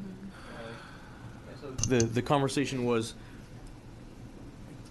are we just going to take the scores as they are, fresh from the test taking, and then say, here's the money you get, Oh, yes, which on would that one, sort yes. of reward the status quo, as opposed to giving people an opportunity to deploy funds and see if they worked, and then give money that way. Yeah, I definitely remember that part. Right. I just sort of said it in a more colorful way. Sure. Yeah. So, Todd, I guess my follow-up question is, do you feel like it's a good idea because it's better kind of politically with getting districts on board with this initiative, or do you think it's... No, I think upon continued reflection, because the one thing that you don't want to have happen, if you do it day one, everybody focuses as quickly as possible on trying to get third grade reading up, right? Mhm. And this gives you a more long-dated approach to be more thoughtful, to work with your peers, to deliver a common assessment. You got the resources, and you can get there over time. Okay. I think I'm afraid of unintended consequences a little bit if it just happens the first day. Sure. I appreciate it. Is my gut Thank you. reaction. Yeah, and my overall take is that I've had multiple groups coming in and talking. I'm sure they'll be talking to all of you as well, and telling us why this is a bad idea for a variety of reasons. Some are saying it's a good idea, but some are coming in and saying it's a bad idea. And we said, well, we're not married to, rewarding after a test. What I am willing to do is we should be willing to do is give them the resources in advance to get them to do their job. But then in the second year, hold them accountable. And I remind everybody, I hear it all the time, don't give us money based on performance. And I was like, well, that's kind of how the world works, isn't it? So we're either going to, and oh, by the way, we've got a federal requirement to, have some sort of test. Now, if we want to have a holistic discussion about STAR and replacing STAR, which, by the way, we did, not too long ago, or if there's issues with it, or if it's not, that's a whole different conversation, I believe, and so I want people to understand that when we talk about outcomes-based solution, if we got a problem with the test, is there something going on, or something's not being judged right, or the cut scores are too high, or we're judging something on a different level, or, and we're going to have the testing people in here, by the way, and they're going to answer questions about, concerns about people saying that you're writing questions at a different grade level and testing and expecting kids to do that and get that answer. That's a whole complete different discussion from, I believe, from what we're trying to do from a funding perspective. So this needs to get done, in my opinion, but we can fix the other problem if we think there is a problem. That's what we just need to get to. So, Chairman, I totally agree with you, but I just think we have to continue to, if we're going to base funding on performance, I just think we have to have a good measure Absolutely. Of performance. Something we can depend upon and have faith in, that we're measuring what we profess to be measuring. And that's my only reason for sure. Continuing to, but absolutely I agree. And as we get forward, and the bills that you've had and the bills that other people have relative to assessment, as we go forward through this session, my hope is that we're going to get to solve some of those additional problems. I don't think any of us are sitting here saying the assessments are working; they're perfect, right? I think we all agree that. And nobody, my kids take the test, they go through it, and it's a process. We get that. So we'll figure out how to get that. But I want to make sure that we're, if we need to fix it, then we got the time to get that done. And we'll start talking about the testing assessment very quickly as we go forward. There's only probably 150 bills filed on that, so we'll see. Any other questions on third grade reading? Yes, sir. Representative. I'm highly encouraged. We're going to head down the road to performance-based outcomes. I think school people just want the autonomy to people will support what they help create. And so I'm encouraged to hear that if you get the runway, give them a chance to put this in place. Accountability exists, and it's going to have to exist, and that's another discussion. But it is encouraging to hear we're headed down this path. The preliminary conversations I've had with a number of superintendents on this kind of compromise have been really encouraging. Okay. So why don't we skip ahead to post-secondary readiness and access? I promise you we're not going to spend as much time on this unless you want to. On slide 34, just to give you a sense, for every 100 kids who start 8th grade or finish 8th grade, 74% graduate 4 years later, 54% enroll in post-secondary enrollment, and 21% complete. That's the state of post-secondary completion for Texas 8th graders, the 10-year Texas Higher Ed coordinating data. And that 21% is 12% if they are low income. So this is a big challenge for a state that has set a goal of 60 by 30. And I've made the point, and I will continue to make the point, that one of the big reasons we're even making what progress we're making towards 60 by 30 is we're importing so much educated talent from outside the state of Texas. Because we're at 42% today, if I remember right, in terms of our progress towards 60 by 30. But with us being only at 21% for our own pipeline, that tells you that we're only at 42 because we're importing so much educated talent. And the question is, what should we be doing to make sure that our own kids have the same opportunities as the adults that we're importing from outside the state? The next slide at 35 just gives you a sense, again, by income, by race, by language, the significant differences in readiness across our various schools. Gaps are not closing in a meaningful way at all. We just tried to make the point here that if we have 200,000 kids on slide 36, if we have 200,000 kids every year that 6 years later don't have a post-secondary credential, and that a post-secondary credential will allow you to make roughly $1 million more in your lifetime than not, that's $200 billion per year that we are not taking advantage of. And to put that in perspective, that is 1/8 of the Texas economy, every single graduating class. Huge opportunity for this state, for the economy, for our sales tax base, et cetera, if we can get this right. It pays for itself. Slide 37 shows you that 6-year post-secondary completion rates don't materially differ regardless of where in the state you are. The highest, as you can see here, is roughly, I believe, 33% in Abilene. and the lowest is 25% in the Permian Basin area, Midland, and El Paso. So again, all very well below a 60% goal for our own pipeline. So let me talk about some opportunities for whatever it's worth. Slide 38 and slide 39. I might ask you to look at those both together.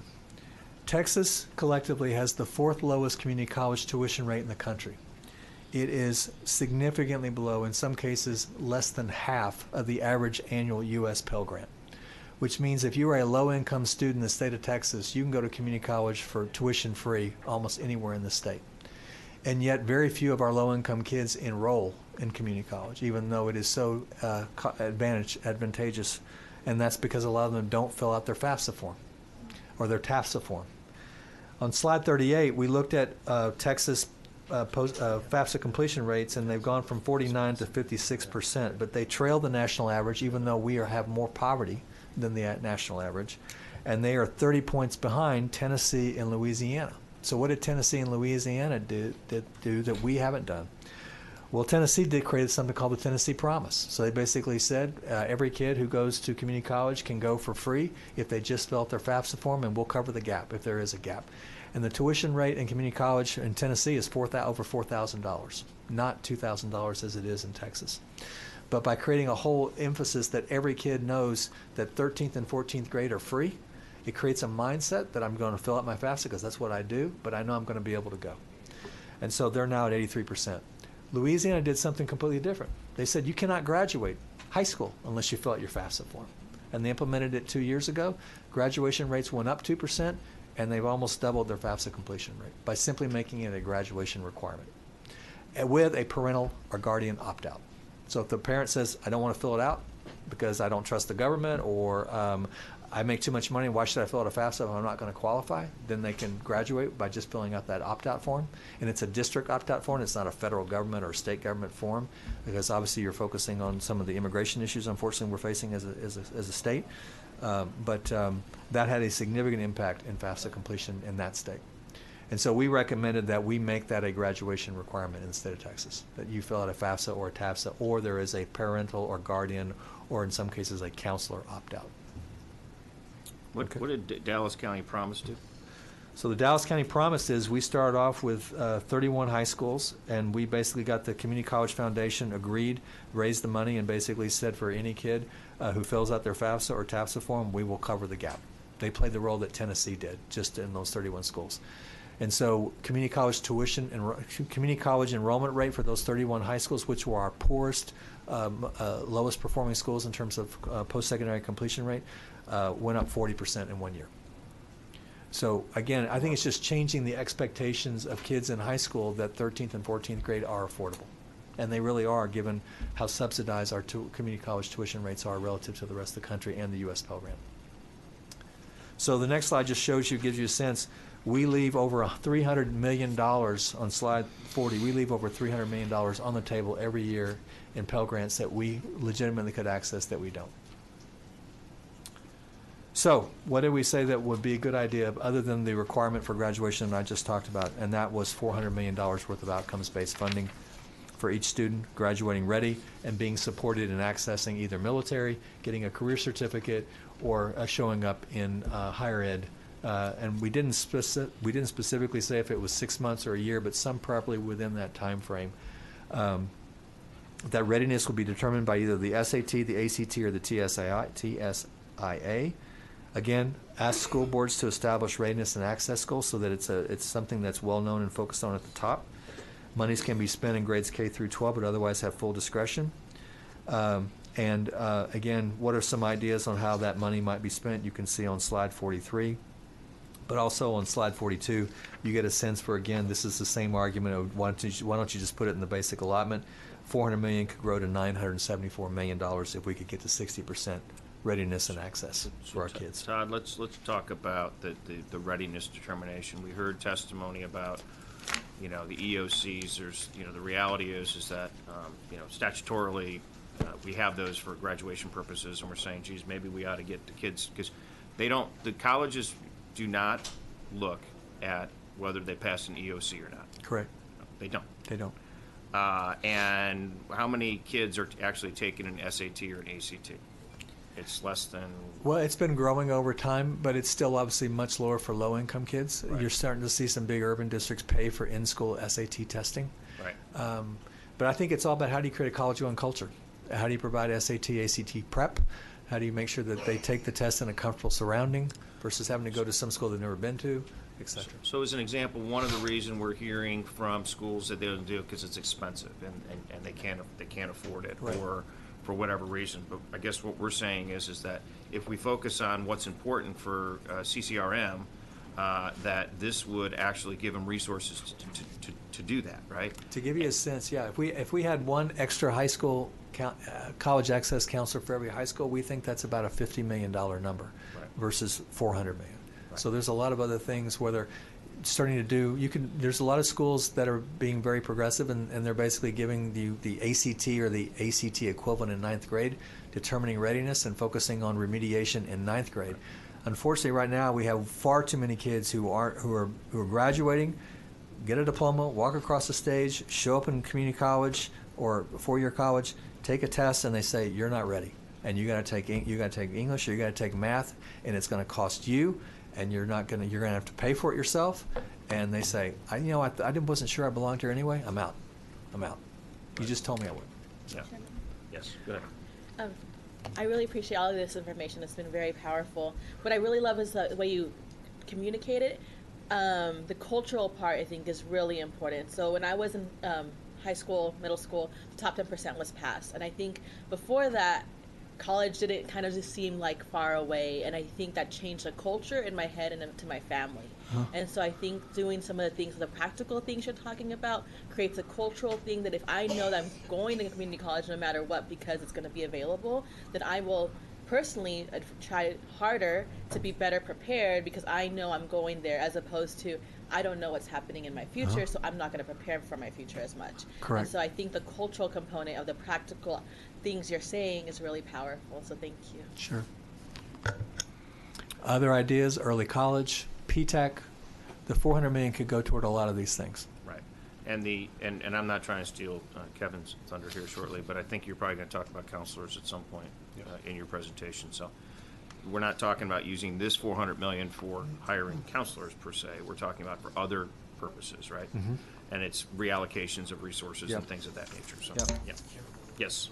Go ahead. I think we included this in the report, and that is that even though to Representative Gonzalez's point, like part of including, let's say, the ACT and the SAT and encouraging that test taking, that sort of making that normal allows students to look to the future early. That doesn't mean necessarily that those tests are used to sort the students for the purposes of the school in terms of their GPA or their class rank.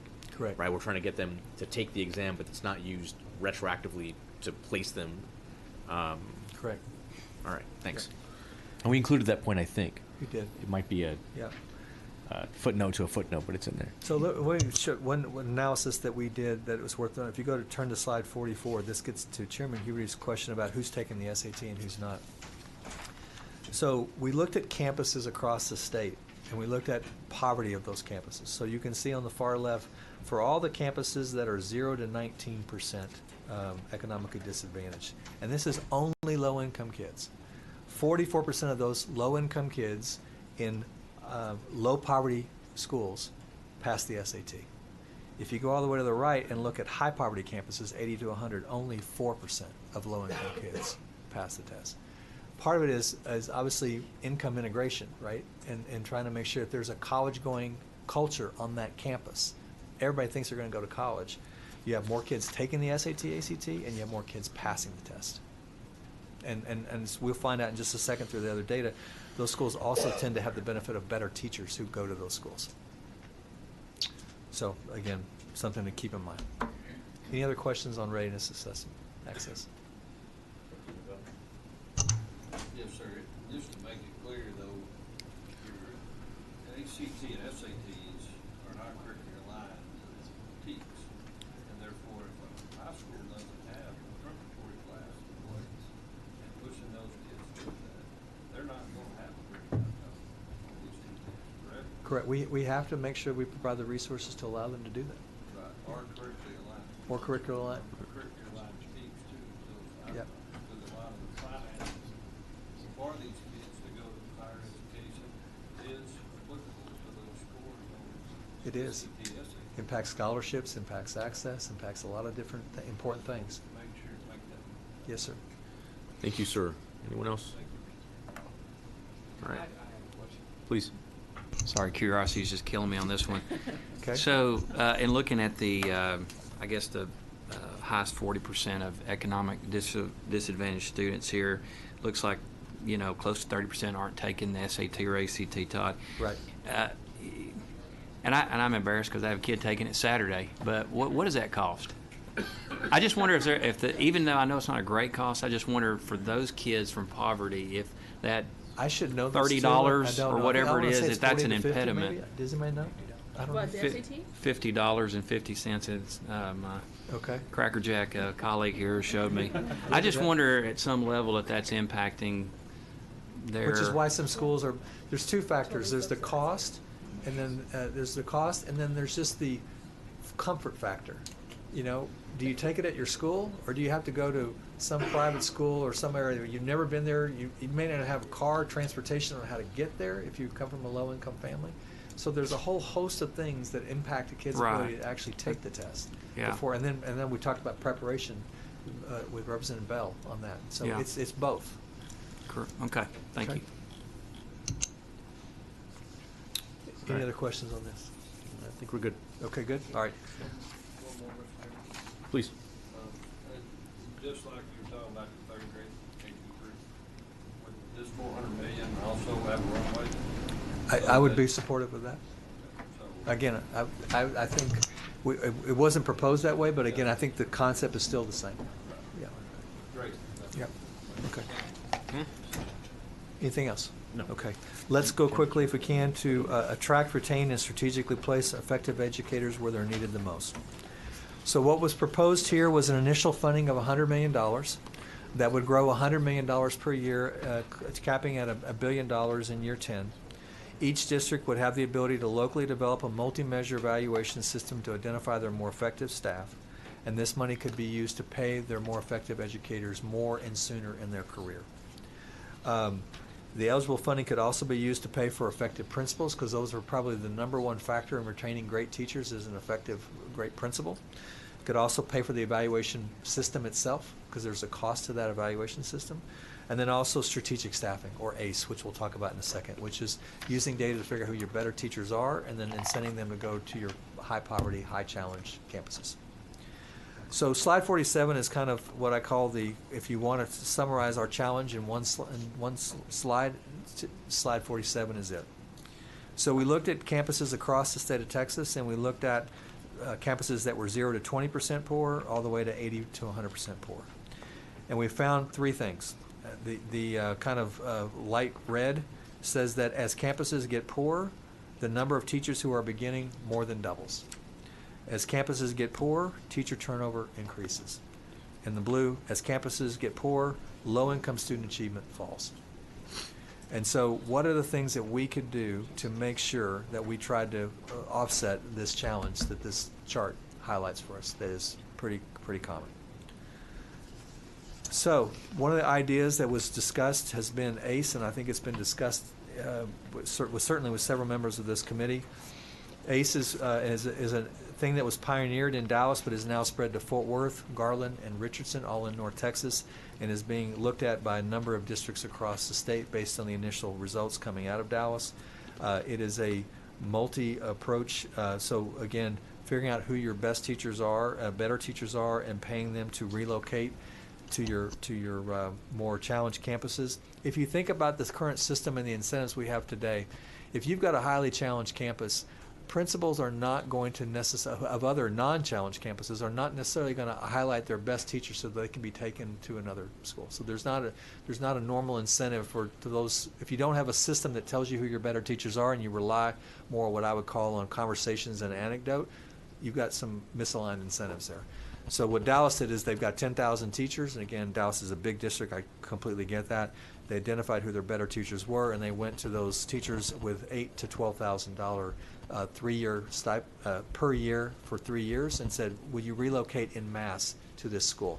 We're going to hire an effective. We're going to basically figure out again through our principal evaluation system who our better principals are.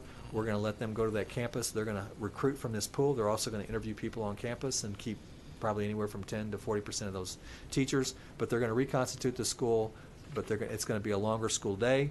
You're going to have after-school enrichment. You're going to feed. They feed their children breakfast, lunch, and dinner. It's a whole cultural situation. It's not. It's a whole child support. It's not just about effective educators, but it's clearly effective educators being on that campus are critical to changing the culture at the campus. So it's about $1,300 per student, the cost. And slide 49 shows you what happened in Dallas for the 13 campuses that have implemented ACE. They were multi-year, as many of them being IR5 campuses, bottom 5% of the state.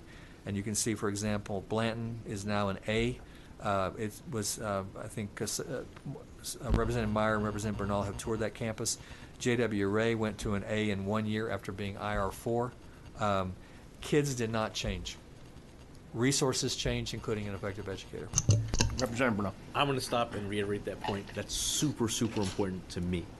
And that is that, if we're being honest, these are schools that are surrounded by generational poverty. Those neighborhoods aren't changing. And they improved these schools without changing any of the kids. They didn't take kids that were misbehaving and send them somewhere else. They didn't bring a bunch of middle-class kids. No offense to middle-class kids, but they didn't do that. They didn't change the school by changing the students. All the students were the same. The attendance zone remained intact. They just finally gave the students what they needed to succeed, and lo and behold, as the original point, which is talent is distributed evenly, you put those kids in a position to demonstrate that, and it happened. I want to make that point, that all the kids were the same, the attendance zone remained the same. It was all the resources that were different. I'll give you an anecdote. In my job at Commit is we convene all our superintendents. We're like a consultant that never leaves. So we brought in all the superintendents, and we brought in data, and we showed initial results from this. And 2 quick conversations. Another superintendent came to me and said, "I've got 5 multi-year IR schools. Help me implement it in 1 year." And that was Fort Worth ISD. Next year, every one of those schools went off in 1 year. The second thing is I had another superintendent come to me and said, because Fort Worth had found a list through data of their 300 of their best educators to approach, and again, also talk to principals, multi-measure they don't have a TEI system like Dallas does, but they had a way to figure out through data and other sources. And the superintendent for the other district said to me, "You have no idea what I would give to be able to understand who my best 300 teachers are. I have no idea," right? Because it's a large system, right? And if you've got historically a system where 90-something% of your teachers are all rated the same, it's really hard to differentiate. And so I just think Representative Bernal said it really, really well. It's not about the kids. It's about the culture and the adults in the building. Representative Tellerico. I have a question for Todd and Representative Bernal. I know we're not changing students, which I think is wonderful, but we are changing staff and teachers. And I know that the school that I taught in, I was certainly the outsider. Most of the teachers and staff had grown up in that neighborhood and attended that school itself, which I think has value and shouldn't be discounted. So was there, I know I haven't toured these schools and am new to the ACE program, but are we considering what the ramifications are when you change that part of a school's culture? So I think that I talk about this program in a different way, and that is that it's really about finding an amazing principal and giving that principal the ability to assemble the staff that's best suited for those kids in campus. Doesn't mean that every teacher who was there before has to leave. Right. In fact, some of them brought back the lion's share of their teachers because they knew that they needed to make certain changes in certain places. So there's that. The other thing is that if you were to create, once you do the teacher evaluations, which, by the way, I just want to point out, you can do without using STAR. That's my own thing, but you can do it without using STAR. Correct, you can. Let's say you create bands of 5 to 0-star teachers. And the 0-star teachers are the ones who just shouldn't be teaching, and you see that time and time again. When you go from 1 star to, let's say, 5, it has an interesting correlation with the number of years they've been in the profession. Then the principal, to be eligible to teach in the school, don't want to get this wrong, to be eligible to teach in the schools, you have to have been teaching for at least 3 years. And you have to be a 3 to 5 star teacher. When you go to those campuses, they're not full of 5-star teachers. Right. They're full of 3 and 4-star teachers, because the X factor is their ability to relate and understand those students, those neighborhoods, and those parents. And that's a really important part of what makes it effective. And what Dallas is doing now is that they're also taking their residency teachers and they're placing them in these ACE schools. So these are high poverty, high challenge campuses, but they've got a great pool of great teachers led by a rock star principal, and they're training under the best. Versus a lot of times resident teachers, they just kind of get who needs a teacher, who needs an assistant teacher. Yeah, thank you. So the system to identify or to assign stars to the teachers, is that locally developed? What did Yes. Dallas, and is it, are the other schools implementing the Dallas model completely, or are they adjusting? They are. In North Texas, we've created a learning committee. So all these districts that are using ACE, from Dallas to Fort Worth, Richardson, Garland, and new ones that are thinking about doing it, are all convening throughout the year and looking at their data and looking at, okay, what success are you having here? What we run into this problem here? What do you think? It's a collaborative, continuous improvement effort. Another thing that's not on this chart, if I showed you how much discipline issues fell, 70, 80, 90% kids who were being suspended, now it's restorative practices. Social emotional learning is a big component of these campuses. Yeah. And so more time on, and it's just changing the culture of the school. Okay. So I didn't have anything else on my section, and I appreciate all the patience that's going through No, this. thank you, Todd. Let's go back and deal with this for a second. I think this is really important on the teacher incentive pay. I, like many of my colleagues sitting on this dais, are going to hear from the variety of teacher groups and things of that nature. They're going to be out there that say, you know, we don't like incentive pays. You know, remember when you did this in the 80s? We don't like all these other things.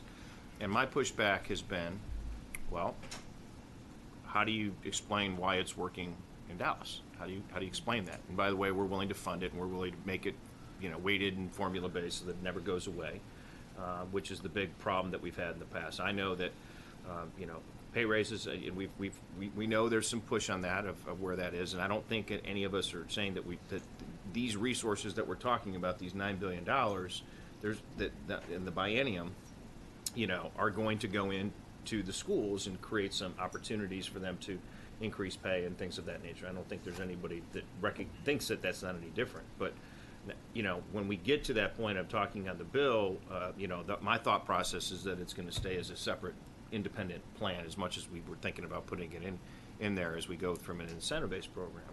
But this is your time to kind of visit on this, I think, and whether it's, you know, you want to talk about it now, where your thought process is, or not. This is very, very important, because I think that I know that if Mr. Dutton was sitting right here right now, he would say something along the lines of, why has Kashmir failed for 9 years in a row? And the reason is because the majority of staff is non-certified teachers.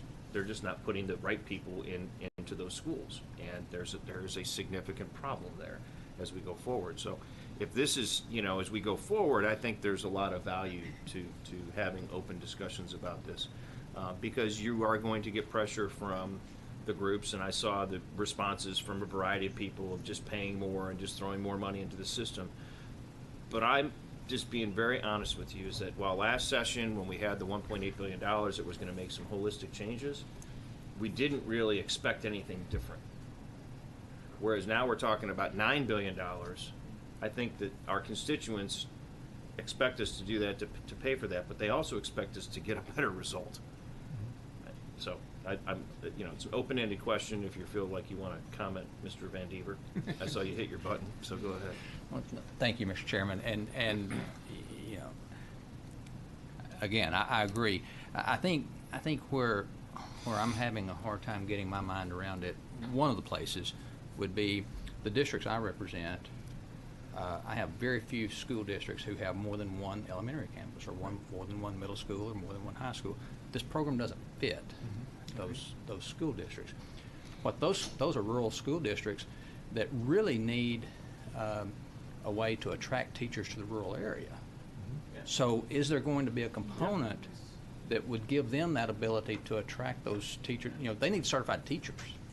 So If I could, by the way, I don't think it's any surprise to people that this is the one part of, there are three parts of this that I'm super excited about. And this is one of them. I don't think there's an answer yet, but some of the things we've talked about, and I think we have to figure out what that is, but some of it is you being able to use money to recruit teachers, right? Also identifying, for example, some of the best education programs in the state. They're not all the same, and some produce incredible graduates, but they often have a year-long residency while they're in school before they get maybe a relationship with those schools. Also, and we had a day at the commission where a school that was in a rural setting said, look, we can't attract new teachers, but we did this massive, intensive, wholesale, including traveling professional development for everybody that showed tremendous dividends. So you're right. One of the blind spots we have to make sure we don't develop is to ensure that we don't focus so much on the urbans that the answers to the rules are left out. And I think that the commitment that the chairman, myself, and certainly Ken had was that we will make sure not to do that. And I honestly believe that this committee is constructed to make sure that doesn't happen.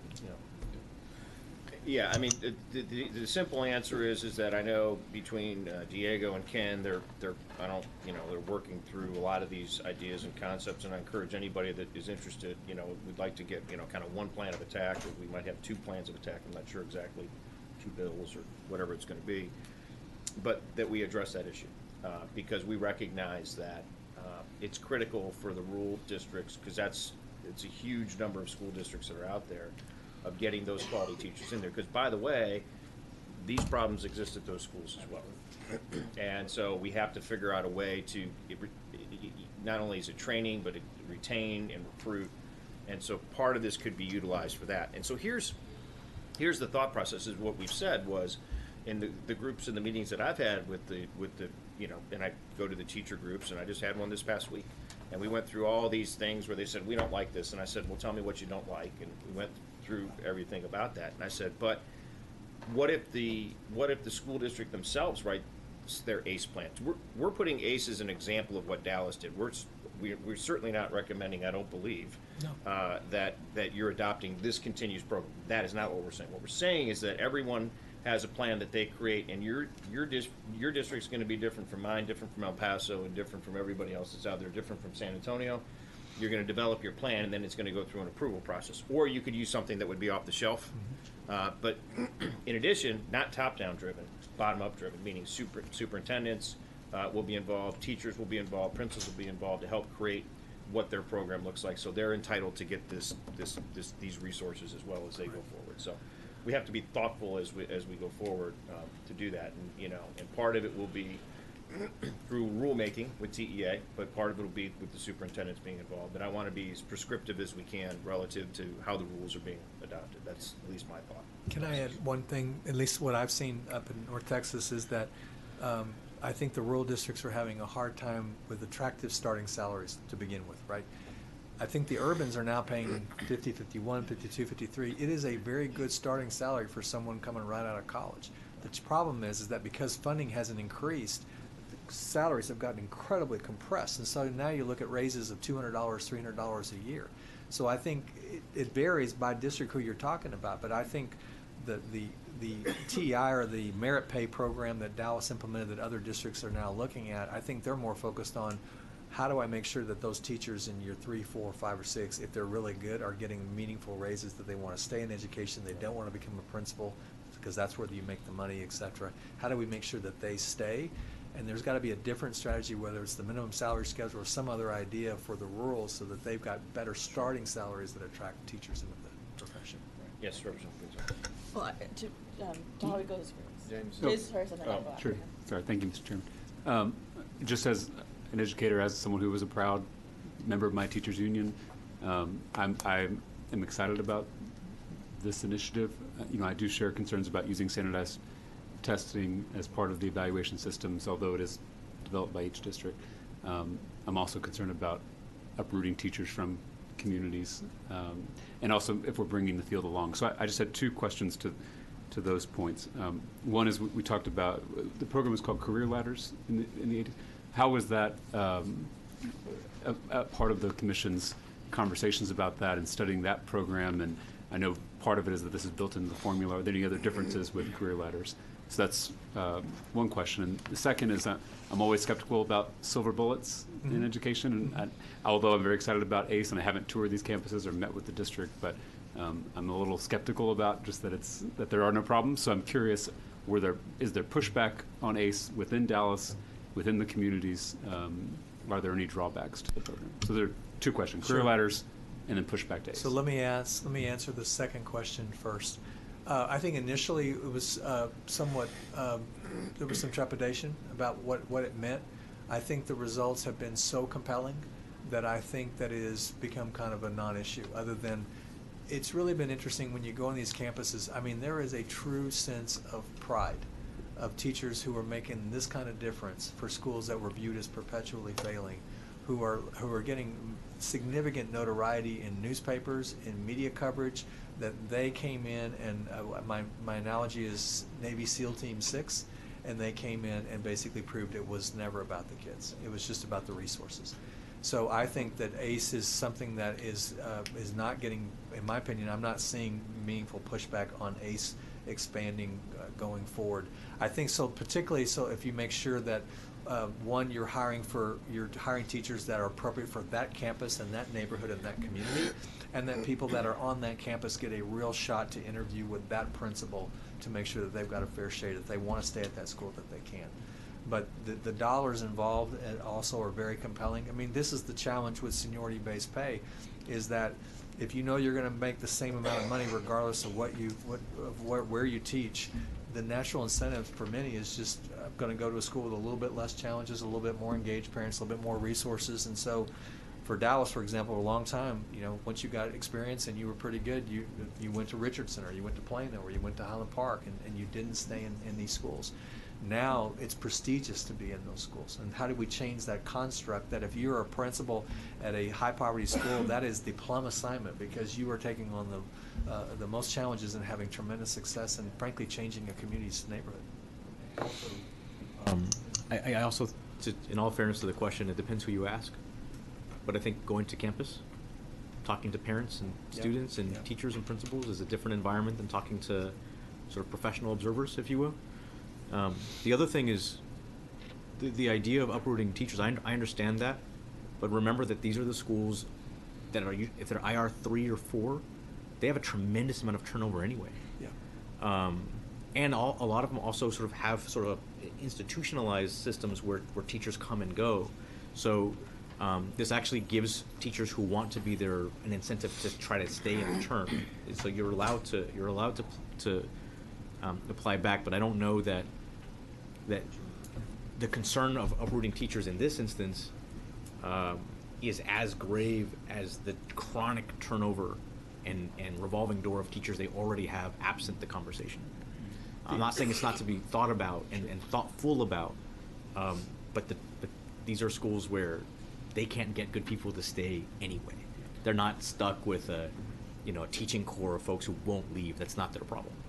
And the other districts, just so you know, if those teachers were not retained by the new principal at their campus, they were staffed elsewhere in the district. And in many cases have found more success basically being in a campus that's a little bit more stable than what they had before. I didn't answer your first question on career ladders. I think the key thing, the difference at least in Dallas, has been the fact that it's and what we're proposing here is that it's embedded in the formula. It's not some sort of a grant program that may come and go. I think that the dollars involved are much more significant than what you've seen in other, where it was $1,000 or $500. I mean, these are real potential increases, and you'll probably have testimony coming in from people who are actually teaching under this evaluation system. But I can't emphasize enough the ability to have local control and local development and local buy-in for any evaluation system, whether it's education or any other sector, is critically important. Yes. Just for, I guess, Representative Bernal and Representative King as they facilitate some of this, my only, like Representative Van Dever, there's a lot of positives. A gap that I could potentially see is, let's say you have a good teacher but not so great principal, right? And so, and that could potentially be a gap, especially going into a third year. how would we find that good teacher if there's a gap there, or those good teachers maybe not get cultivated, and so I think, I'm not saying it's a bad idea. What I'm trying to say is, as you work through this project, this initiative, that could potentially be a gap. Absolutely. I think how you memorialize how you select a good principal is a challenge that we're going to have, number one. And number two, in all fairness to your question, Dallas has been very upfront about the fact that they've had to make adjustments almost every half year as they endeavored through this, including with their evaluation system, to get it right and to capture the right people, and also to sort of tease out folks who may look good on paper but weren't right fits for those schools. So that's going to be a challenge for us too. It's going to, if we do this, and I think that we can and should, it's going to require a fair amount of maintenance as the bienniums go on. Chairman? Yes, sir. Representative Ashby. One of the, I guess, components of this slide here on 46, on this initiative, it starts at 100 million, Todd. Yes. And you say it grows to 1 billion. So this is a significant expenditure. It is. And as I read it, this is 100 million a year, growing over the next 10 years to 1 billion. Correct? To put it in perspective, we have 350 to 370,000 teachers in the state of Texas. So when you get to $1 billion, that's around $3,000 per teacher if every teacher got the same amount, which by definition of being merit pay, it won't. If you said my top 50% of my teachers are going to get merit pay, well, now you're at $6,000 difference. So that's probably a 10, 12, 15. It depends on how each district wants to differentiate that pay and how it wants to allocate it. But that's kind of an order of magnitude. That's what the numbers. Well, and at first blush, I didn't catch that, but I want the committee to understand this is a significant investment in terms of overall new spending of $1 billion again within the next 10 years. So if we're going to go down this path, we need to make sure we get it right. And I mean, I'm like some of my colleagues next to me. I'm a little bit cool to the idea initially, because for me, my district, and it's really not much, it's not my district, it's really rural Texas. It's just hard for me to envision how this is really going to work, because most of the school districts, the 28 that I have, they're 1, 2, 3A school districts with one elementary campus, maybe two. And you hit the nail on the head earlier. I mean, already there's a teacher shortage issue. The retention of quality teachers, of course, being recruited away to some of the larger school districts, primarily in the metropolitan Houston area. And so we've got this, huge issue with just finding teachers, especially that are high quality and that are certified. And so for a guy like me, when I think about most school districts being rural in Texas, I go back to be fair to all school districts, no matter where you are in Texas, you really got to start with the basic allotment. And when I think about, increasing teacher pay and just improving the overall conditions of our schools, for me, you start with that premise. And if we're going to do other, innovative, creative ideas such as what we're talking about here, which I'm open to, I think that's fine, but I think we've got to take care of the basics first and recognize that most school districts in Texas, and again, no matter where you are, you start with that basic allotment as the essential building block, and then you add on these other things that we're talking about. And so I just hope that Mr. Chairman, as we kind of get down this path, that the focus is on raising the tide for all boats in Texas and tying that to an increase in the basic allotment. And then to the extent that we're talking about some of these innovative ideas, which this one has a lot of merit in terms of what the success that you've laid out, and I congratulate you on that. But we can't lose sight of the fact that a one-size-fits-all policy certainly doesn't work when it comes to our schools. I agree. And I believe there's merit to this, but I just think that this is a significant expenditure, and we need to make sure if we're going to do it, we get it right and recognize that not all schools are going to benefit proportionally if we do this, in my opinion. Yeah, and I think that's why you've got to have a two-prong approach, right? Because it's not going to fit all. And maybe it's a somewhat lower amount, but it's targeted toward the big urbans, and then there's another amount that either is delivered through the basic allotment or a minimum salary schedule or something. So that, but I do think that there is a growing support, and you'll hear when superintendents come in and talk about, they would like to be able to differentiate compensation other than just a calendar. And I think the question is they want to be able to locally develop so that they've got buy-in of their employees. And again, ACE is one component of this, right? But to put it in perspective, Dallas went from 43 IR schools to 4 in 4 years. So that's almost a 40 IR reduction. Only 13 of those were ACE. 27 got off IR that didn't involve ACE. And that's because the district started having a better success in keeping those teachers who otherwise were leaving the district.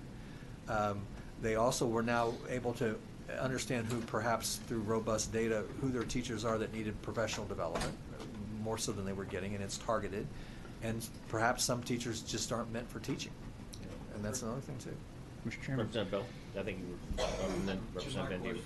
Thank you, Mr. Williams. My question is, how did they implement this on the ACE program from compensation? Was it a stipend for their? It's a salary adjustment.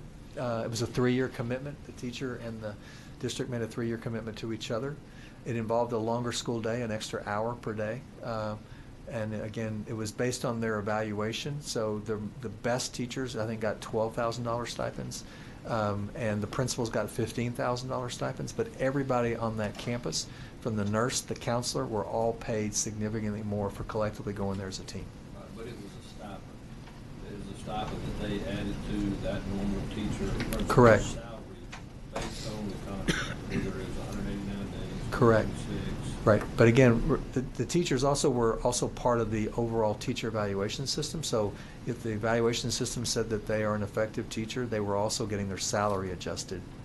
And so this stipend was on top of that. So to give you a sense, I mean, I was at a meeting with Governor Abbott and several other teachers around a room, and there was one gentleman who sat next to me. I think he's been teaching 8 or 9 years. He was Teacher of the Year.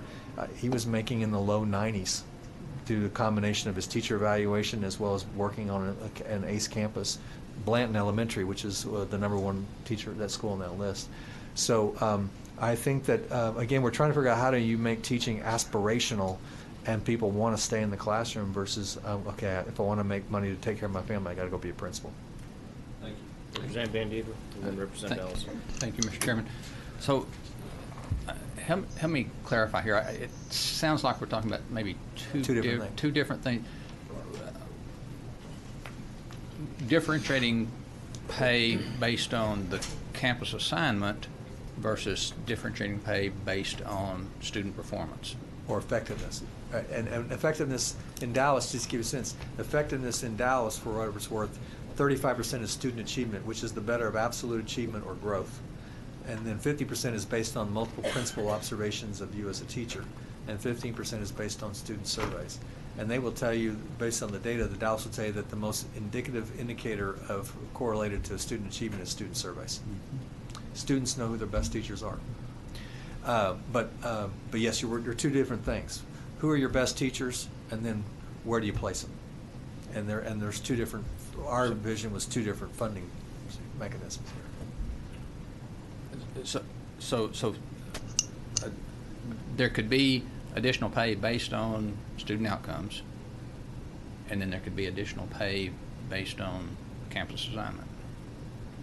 Again, I wouldn't tie it back just to student outcomes, because student outcomes are only 35%, at least in Dallas, of an evaluation system. I think the best way to think about this is that we're crafting a white paper, or blank slate, so to speak, and say we have to try to figure out how all the districts fit, which is difficult always when we do that. The goal is we have $100 million that we've allocated for this. Let's figure out how to do it the right way. Yeah. And ultimately, a lot of it will be through the school district driving what their incentive plan is. That will have to be ultimately get approved through TEA, but that's their plan. Your concepts and ideas may be completely different from what an Humble ISD will be. Right. Okay. Well, and you mentioned the teacher groups, some being opposed to this plan. All, pretty much. Okay. Okay, all of them. And that's fine. They could be opposed. Well, not all of them. Not all of them. Well, the majority. But I think it seems to me that the teacher groups, and I don't want to speak for them, and I have not spoken to them, but they'll be in your office tomorrow. I'm sure they will. But it just seems to me that they could warm up to a system that rewarded teachers based on campus assignment much more quickly than a Yes. system So based the on. point I was going to make is that these two things don't have to be linked together, right? So Dallas has a merit pay system, right? With an evaluation system, and then you get paid on how effective a teacher you are and the way that they measure it. And that's happening across Dallas and every campus. And then they have this additional program, ACE, which is to identify those strong teachers and then add another incentive for them to go to the lowest performing campuses, the campuses with the most struggle. You don't have to, my own opinion, right? And of course, Chairman, I have a bill, but you don't have to do both. In other words, one isn't fully dependent on the other. I do think if let's say if a district said we just want to incentivize money, stipends, or even salary adjustments to go to our most challenged campuses, they probably would have to create some sort of evaluation system to identify who those teachers are. But you could do that without having a merit pay system exist throughout the district as well. Right. Right. So you're right. They are separate things. Good. Thank you. Else? Thank you. Following the same thing, I agree. I think the overwhelming response from the teachers has not been favorable, at least what I've heard. And I've got a question about perhaps unintended consequences and the impact of moving 3, 4, 5-star teacher from one campus to another campus, the impact on the losing campus, one. And then two, the impact on teacher morale. If we don't provide some incentive program for everyone to have the opportunity to become a 3, 4, 5-star teacher or principal. Maybe it's too early to assess whether there's been a negative impact on the losing campus or what that. That we definitely have done that analysis in Dallas.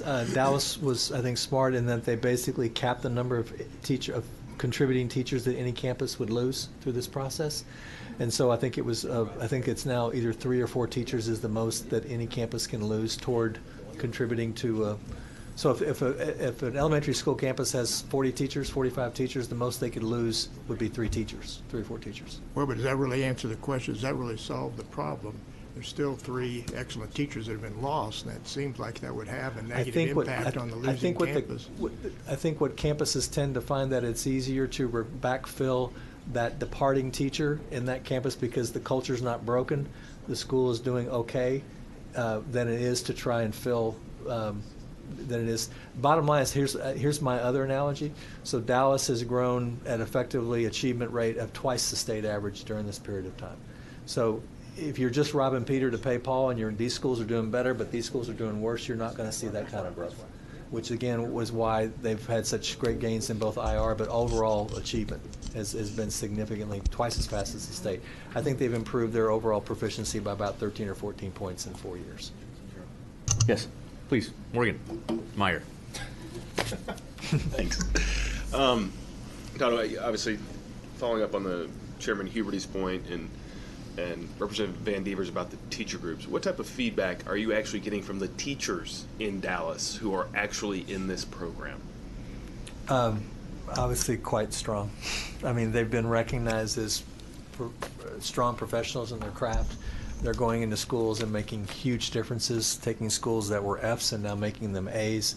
They feel like they're not having to face that economic decision about if I want to provide for my family, I've got to go into principalship or I've got to leave education altogether. So those who are participating in it, they wouldn't be doing it if they didn't feel like it was worth their time. But I think it's better for you to bring them in here and talk to them yourselves. Again, whether it's the private sector or the public sector, evaluations in general are always somewhat controversial, which is why you've got to have buy-in of that it is fair, it has multiple measures, it's not just tied to one test on one day. It's perfectly happy if a district wanted to do an evaluation system where student achievement was multiple assessments. It didn't even have to include STAR. That's the way Dallas works. It's not just tied to STAR. Districts need to decide what is fair and appropriate for their circumstances and their community. I will say this and I'll stop. I just think it's critically important for any entity to know who their better people are and those who need professional development, for it to be targeted. And I just don't know how we all said that principals are so important. Well, if you don't have a system that tells you after year 3 or 4, that is a great teacher, and I need to do everything I can to coach them and ultimately be a coach or a coach of other teachers, or perhaps a principal, you're just going to lose human capital talent. Just Thank period, you. paragraph. Representative Tellerico. Yeah, first of all, I absolutely agree. I think treating teachers like workers on an assembly line is what undermines our support, prestige, respect, compensation. My question is about the difference between, we've been most talking about intra-district, between schools within one district. Yeah. Has there been discussion about how this could apply inter-district? So a teacher's rating or evaluation carrying through from district to district, competition between districts. This is also going back to the point about our rural schools, being able to attract some of these teachers to their campuses. Was that a discussion among? I think that's been members? a concept that's been proposed by the commissioner to try and have your rating or your carry with you, so that there is a market for you, and that people can more readily identify who I want to try and attract or recruit. We didn't go into great detail on that. What are your thoughts on that? I think that anything that implies prestige for teachers, I'm all in favor of. Period, paragraph. So the problem would be because the evaluation systems are different from district to district. Is that right? I would say not only are they different, but I don't think they're particularly robust. I think they are. I think that they still, even under T-TEST, I still think you have a lot of teachers with the same rating. There's not much differentiation. Okay. All right, anyone else? Mr. All right. Chairman, Yes, sir, please. so the 100 million that starts out here is tied just like the 400 million. It's performance-based, outcome-based at the end of the day. So even if you get the runway from 400 million, runway to 100, it's potentially lost if you don't make that. Correct? Again, here's what I would say. I think if a district, for example, if a district wanted to put in place an evaluation system where only 25% of a teacher's rating was based on student achievement, and they wanted to use different types of assessments other than STAR to do that, I think that's a perfectly acceptable evaluation system. But that wasn't my question. Do you lose the fund if we put in place money? Mm-hmm. The school district gets this money upfront and it's in the basic allotment. It's in the basic allotment. And then you don't have the performance outcome that meets the criteria of the DEA. That money's going to come back. No, that wasn't. Not going to be punitive. There was not an intention. It was an intention that this is a district that has put in place an evaluation system to figure out who their better educators were, and in reward for that, we're going to give you funding, and you're going to allocate it as you see fit according to that evaluation system. Regardless of the outcome. Regardless of the outcome. Yeah, I mean, to some degree, it's to be determined. But the answer to your question, as asked, is no. In other words, you still have, under one way of looking at it, if we're doing it sort of just system-wide, the campuses would still be under the same accountability standards and consequences in any other campus. I think there is a way. I keep pushing my own bill, right? But I think there is a way. I think there is a way to off. Yeah, I personally think there's a way to identify the campuses that are struggling the most, put your resources there, and then give them the same sort of accountability reprieve that we do for other campuses under 1882. Right, so under 1882, you get a 2-year reprieve, you get your act together, and then you sort of start anew. We could do that, but the scope is different. But to answer your question, that's not built in yet, right? So it should work in perpetuity. I think we want to give districts, both rural and urban, as much flexibility to be attractive to teachers and to rescue their struggling campuses. But we have to do it in a way that's thoughtful. And I don't want anyone to be under the impression that we're talking about something that is fully baked and we're just saying, here's what you're going to get. I think that all this is important because it's not fully baked at all. All right? There's a general concept of a way to spend money that produces certain outcomes, but there's not a ball that's being hidden saying, and then we're going to show you what the bill is, surprise. That's not happening. But it's not in the basic, this is not in the basic allotment, correct? This will be a formula. I mean, this will be like a weight. So it would be a weight. It'll be a weight. So it will be in basic allotment, and that was. He's saying It's a weight tied to the basic. Yes, sir. Right. And that was my concern. If you end up with it, and a district puts this in place, and then they didn't have the outcome, and then it could go away. And that's my concern. It depends. So structured one way, Yes, I don't think that's the intent, but you're right. It could be structured in a way that that is what happens. And if that's something that's important to us, then we have to make sure we don't do that. I agree. Right? All right. Thank you. Yeah, thank you. Everybody, Steve, you got that look? You good? Okay. Mr. Chairman, are we Yes. about to move about away to from move. the outcomes Yeah. committee? Because I had one more question for Todd. Okay. Do it. And this wasn't related just to educator effectiveness, but I, love the early childhood, post-secondary readiness, and educator effectiveness. One thing that's not here that I'm curious if it was discussed was teacher preparation, certification, teacher development, kind of at the front end of the process. Was that discussed as I an don't area? think we felt it was part of our bill, a part of our charge, but I agree with you 100%. Because that's higher ed, is that why? I guess it's probably a higher ed issue. I mean, Yeah, so the Commissioner of Higher Education came and talked and sort of staked out that part of it. Okay. we are It's now kind of important to this we are topic. now up to 2/3 of our teacher supply across the state is now alternative certification. Yeah. And as you know, we have roughly, I think the minimum is 15 hours of clinical experience before you get the keys. So There you go. Okay, but was not part of No, your. we didn't feel this it was part of our commission's charge. Okay, thank you. All right. okay. Okay. Have you guys decided who's going next? Well, You're up? well, All right. Chairman, members, thank you for having us today. Quick introductory comment about the commission, and then we'll go into some of the nuts and bolts of what we have before us.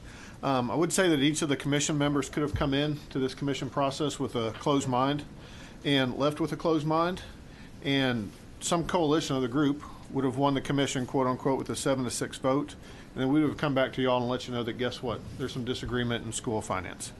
So early on, I was hoping that there'd be at least a 10-3 or 11-2 vote that would show some agreement across the spectrum, and ultimately, unanimously, as what was stated, we had a 13-0 unanimous decision.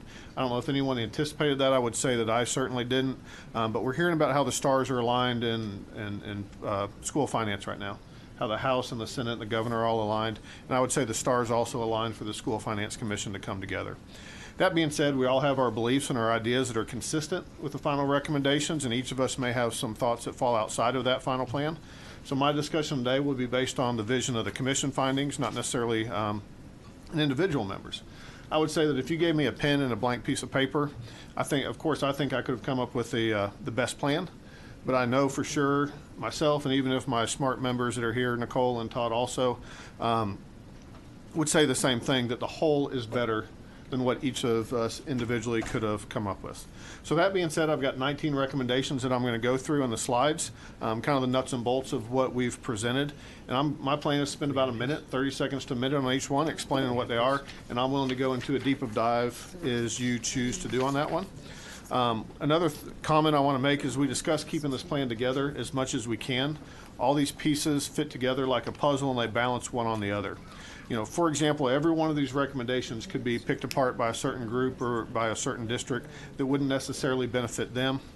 And if you do that 25 times, 30 times, we essentially have nothing left.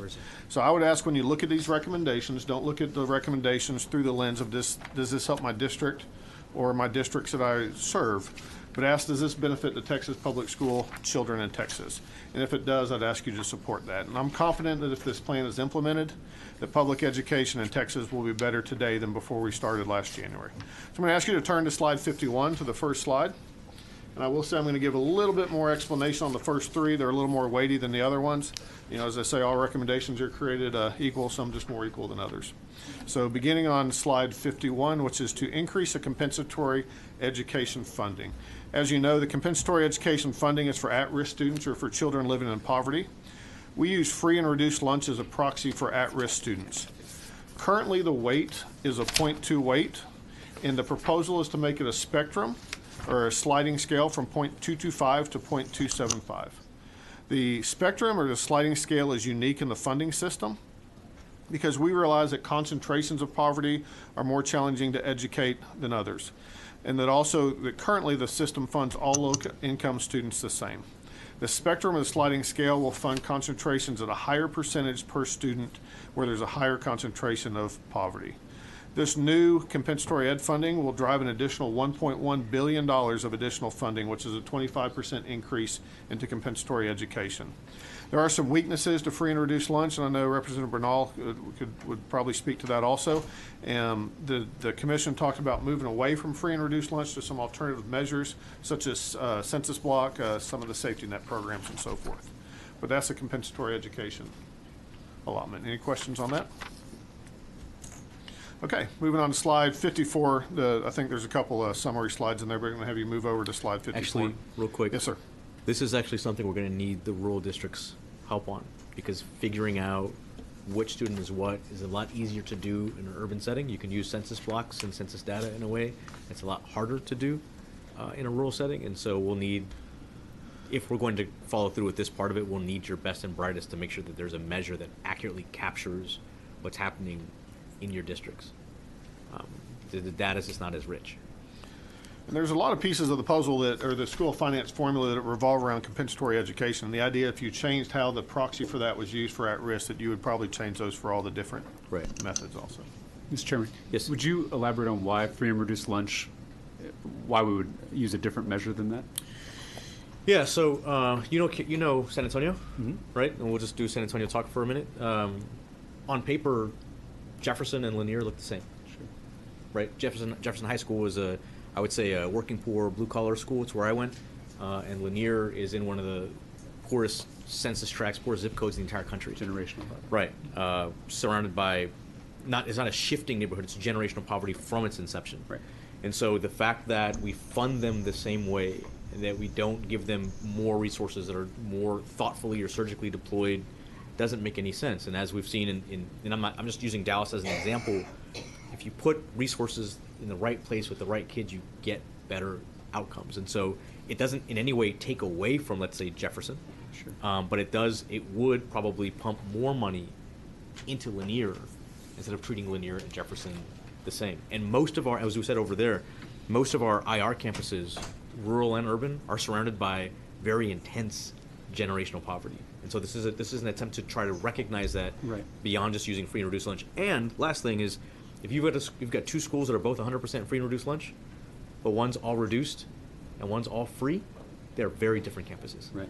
So I guess, and I agree with all of that. I think it's one of the best recommendations in the Commission's report. But I guess my question is more just why you can't use free and reduced lunch to calculate concentration. I think some of the other things as a measure. Yeah, I think some of the other things that you can see is that there's underrepresentation in secondary, where the high school kids are a little more hesitant to bring in a form that says that they're free and reduced lunch. Right. There's also a case in the federal program that once a campus reaches a certain level, then they automatically get 100%. Okay. And so that district or that campus quits trying to collect those forms. Okay. Yeah, mine was more of a data question. Yeah, it's not necessarily the best measure of poverty. It's based upon who turns into the forms. Right. And also the federal sort of moving away from comp ed, the requirements for the form collections, so that there's more participation.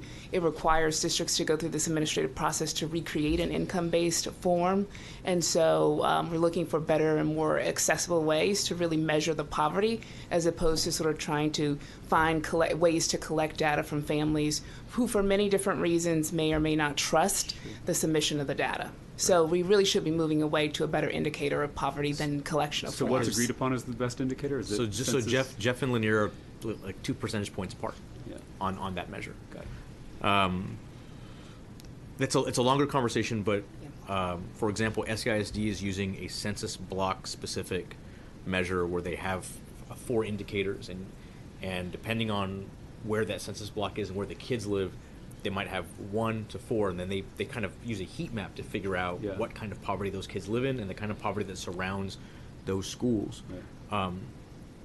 The richness of the data does not exist in the same way in some of our sort of sparser rural areas, and I'm just sort of saying as a heads up, if we're going to do this, we need to figure out how to get that right. Yeah. Okay. No, that's there's a lot of different ideas. Some of the safety net programs like SNAP or TANF is also one of the other indicators. And I think Moat Casey has come up with an entire program to develop a heat map with a variety. I think it's 15 or 20 different indicators on a sliding spectrum with that. So. Okay, moving along to slide 54, which is a new dual language allotment. For context, English language learners represent about 1 million of our students. Now, there are different programs that we use for English language learners. One being dual language, another one's transitional, and also English as a second language. Research shows that the dual language program is the most effective for English language learners. They have better outcomes than traditional or for ESL. In fact, dual language learners not only eventually catch up, but they eventually outperform their peers, where on the other hand, English as a second language and transitional never reach the level of their peers. Currently, almost half of our English language learners are participating in the least effective program, which is English as a second language. What this allotment does is it keeps the same weight, 0.1 weight for our bilingual education, but it increases it to a 0.15 weight for students in the dual language program. The initial cost of this would be between $15 to $50 million and increasing to $100 million by the year 2023.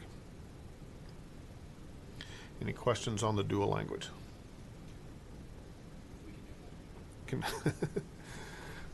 All right, slide 55, the dyslexia allotment. Currently, less than 2.5% of students are currently identified in Texas schools. Studies show that dyslexia affects between 5 and 10%, and I even think that number is probably a conservative number. Under-identification of dyslexia is probably due to no funding for dyslexia outside of the IDEA. The Commission has recommended a brand new allotment of a 0.1 weight, and we always talk about unfunded mandates. This is a way for us to help fund the unfunded mandate. Districts are serving these students already, and this is a way for us to fund that unfunded mandate. And this would come at an initial cost of $100 million. Any questions on the dyslexia allotment? We'll move on to slide 56, which is the extended year incentive program. What this is a concept to avoid the summer slide. Research shows that 3 to 4 hours a day for 5 to 6 days a week during the summer will help to reduce the decline, if not eliminate the summer slide.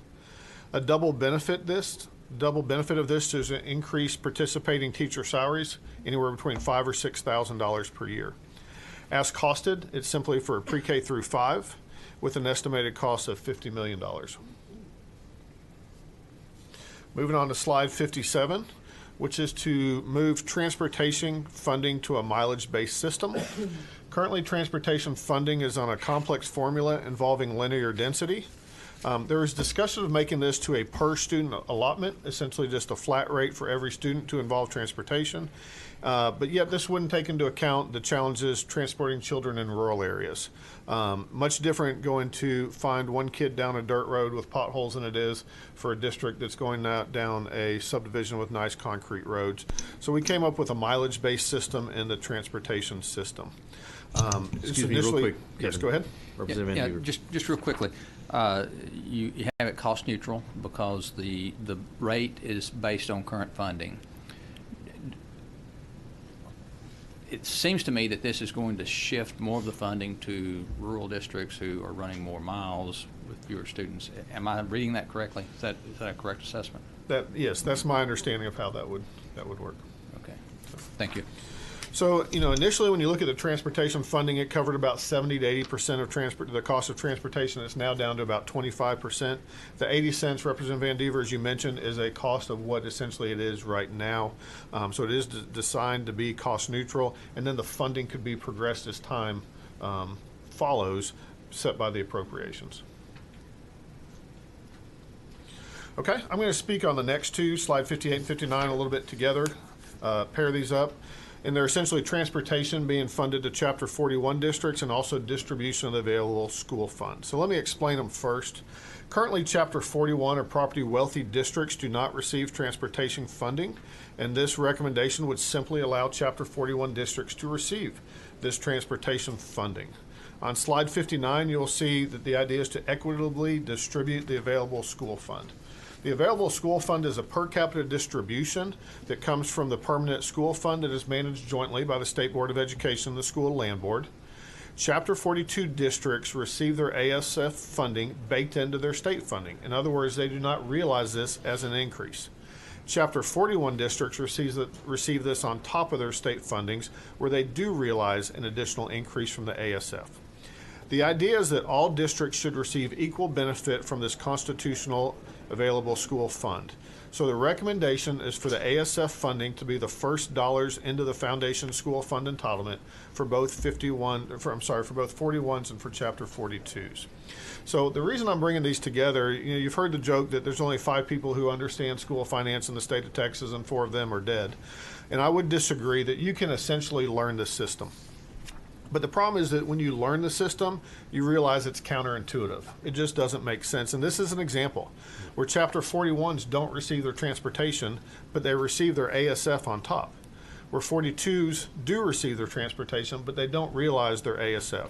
So these two recommendations would essentially balance each other out to make sure all districts are treated the same. So any questions on those? The next one on slide 60 is a small and mid-sized standalone allotment. And this one's a little bit of a quirky one. The concept was to pull that out.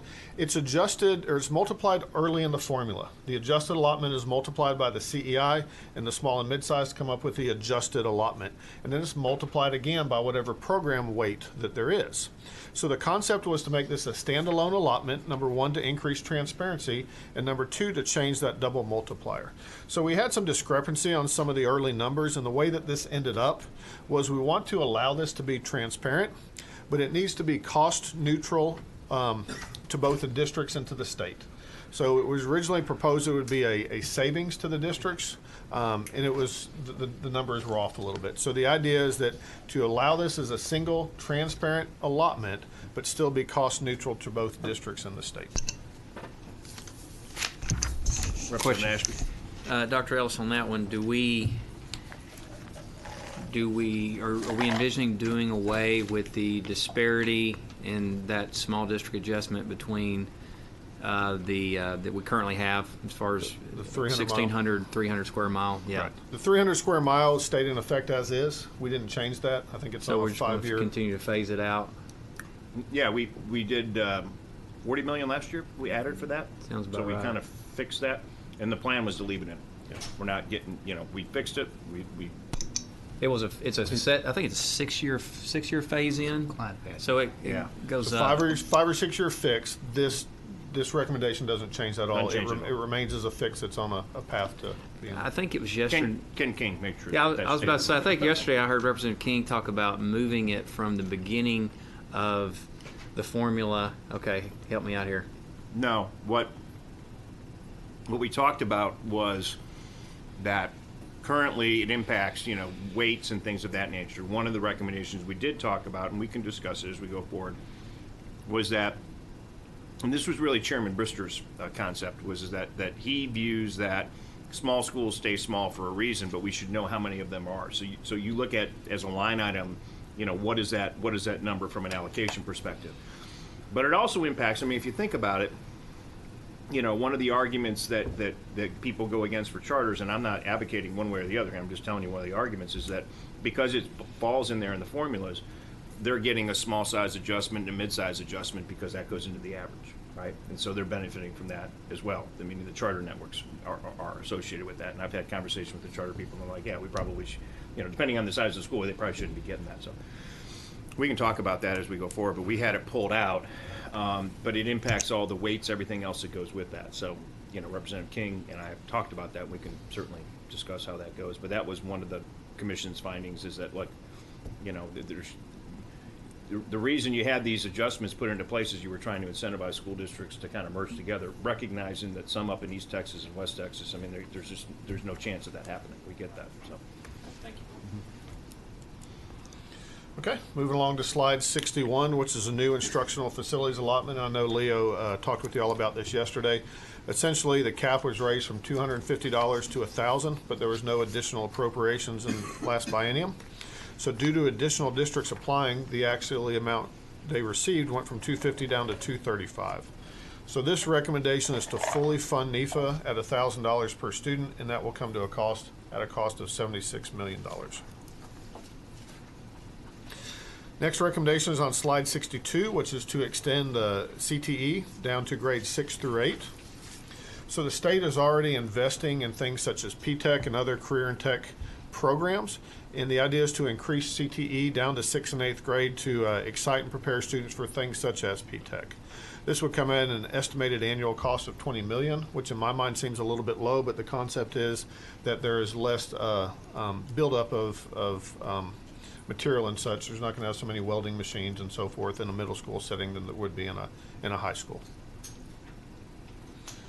All right, we're moving along to slide 64. So I'm going to move now to the reallocations that we're going to do. These next slides are about pulling money out of programs that are inefficient, with the idea that every dollar that we spend. Yeah, Representative Bell. Sure. Before you move on, Dr. Ellis, on the new fast growth slide. Okay. Good point. I actually had that at a different point in mind. So I meant to go back to that. Thank you for bringing that up. So let me go back. I'm actually not sure what page that's on, or do you have that? 63. Okay, so on slide 63 is a fast growth allotment. And this is designed where many fast growth districts have maxed out their INS taxing ability, and they have nowhere to go with new students coming in. So this fast growth allotment would take the top quartile of fast growth districts on a rolling 3-year average and flow $280 million into these districts on a per student basis. Go ahead. My question would be number one, and I've got a district that's hit that 50 cent cap on INS. Can you define top quartile? Okay, so they would look every year at, there's a criteria on what qualifies as fast growth. And I think there's, Chairman, 80. Yeah, 80 or so districts that meet that. So they would look at the top quartile of that, the top 25% of the most fast growing districts. And that year, those districts would split on a per student basis at that $280 million. The next year, it may be, a couple of schools may drop out of that. Maybe they didn't grow as fast, and another few schools would pop in. So in that next year, the top quartile would receive that funding on a rolling basis. Right, and then therefore, depending on the quantity of kids, that number per student is going to be moved Right. on an annual basis. If a very large district was part of that top quartile, they would obviously receive much more than the smaller district would be. And that's only going back to the pre-K, mandatory pre-K, and whether or not you have enough seats in a fast growth district that's at that place at a 50 cent cap on the INS, and then you got a full day pre-K and try to put the seats in Right. place for that. That can be a challenge on Yeah. this fast With growth the idea that when a district's maxed out on their tax rate, the kids are still coming. They've still got to Yes, put sir. them there. Just need to consider that, Mr. Right. Chairman, during this process. Right, Thank absolutely. you. And Representative Van Dever, I'll get with you in a second. One thing to note is that in the HB4 that we did in the 84 session, I think it was the 84 session, it did provide an opportunity to partner with private providers and things of that nature for capacity issues. While I recognize that doesn't solve the problem, the rural districts necessarily, I just put that out there. And so we will have to be mindful of that as we go forward. There's been several bills, tax swaps and things of that nature on the 50 cent tax rate. And so we're going to have to, there will be some outliers, obviously in this bill. So we'll have to work on that. Representative Van Dever.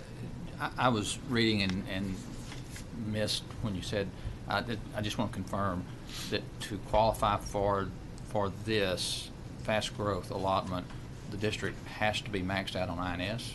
No. No. No. Okay. So they could have It's a lot it's just the of fact that a lot of districts that are in this scenario are maxed out. Okay. And that's kind of But the it's not a impetus. requirement No, it to is not a qualify. requirement. Okay, thank you. And then go ahead, Representative Tiller. No, I just had a question about the math on it. So in the top, do we have estimates about how many are in the top quartile currently, and what that, if you divvy up the 280 million, what that looks like per student? I don't have, and I think with the idea that it's going to change every year. And again, Yeah, if there's a large district that's in there. 80 districts. Yeah, I just don't know how many students are in Right. each one. No, Okay. I don't have those numbers. Okay. I was trying to get a sense of how much per student support this would be, but. I want to go back to one thing, and then you're going to talk about current year values here shortly, right? Yeah. So I'm going to have Corey Castile come up from Comptroller's office, and she's going to sit there. But when we get there, I'm going to ask her some questions. Let's go back to transportation funding for 1 second. You talked about it, and I know I apologize, I was out of the room for a second. I think this is important to note. So we're on linear density. You went through that right now. We go to a mileage basis, and we're giving it to Chapter 41s, right? Right. 41s, 42s get it, and you get it on a mileage basis. One of the things we have to make a decision on is that we're locking the rate at 80 cents, which is about 25% of the cost of the transportation funding today.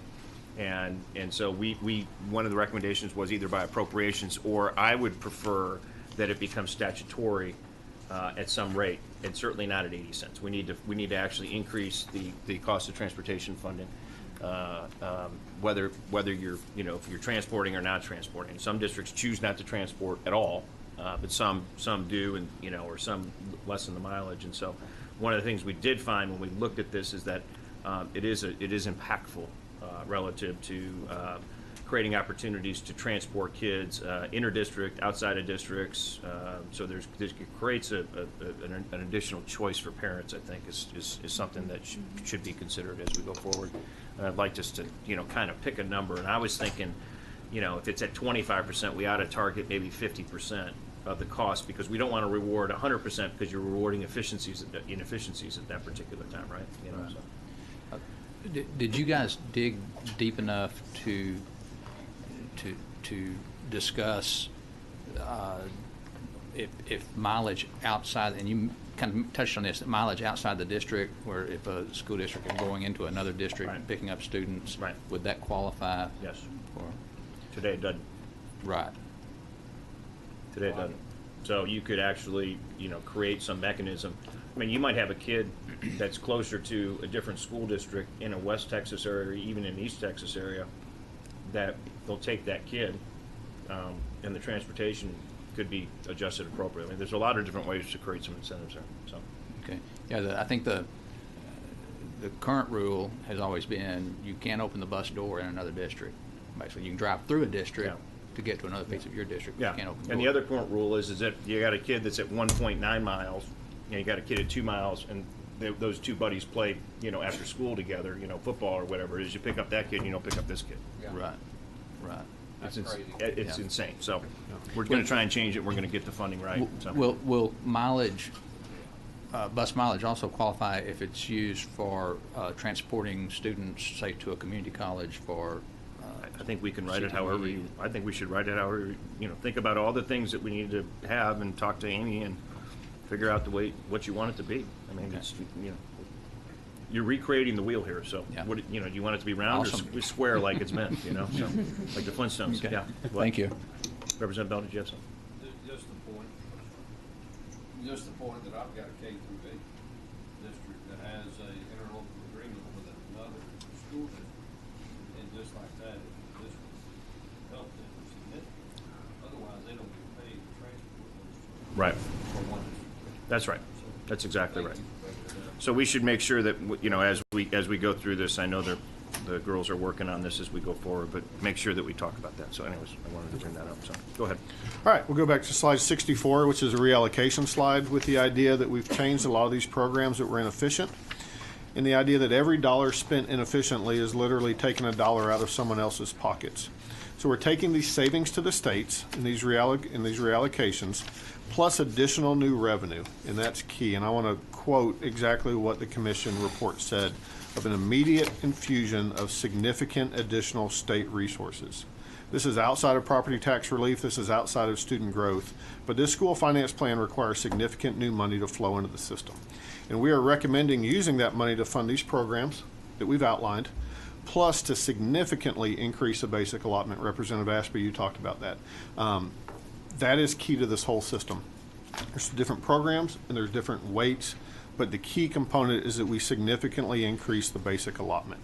So these reallocations to meet those goals are starting at $3.5 billion annually, plus a one-time $1.8 billion reallocation. So let me run through those, starting on slide 65. And this is the big elephant in the room, which is the CEI. So the cost of education index was originally intended to fund cost outside the control of districts.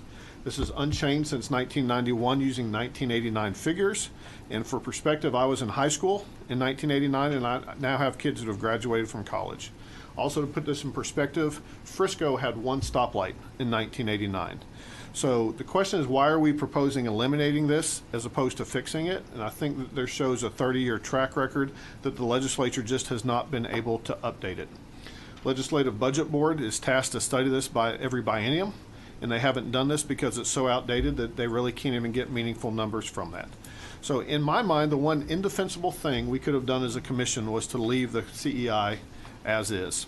We had Lori Taylor from the Bush School come talk about updating the CEI, talk about adding a teacher salary index, talk about a comparable wage index, and all roads led back to where we started. That we currently have Rio Grande City ISD at 1.18 CEI and Austin ISD, which Nicole works with here, at 1.10.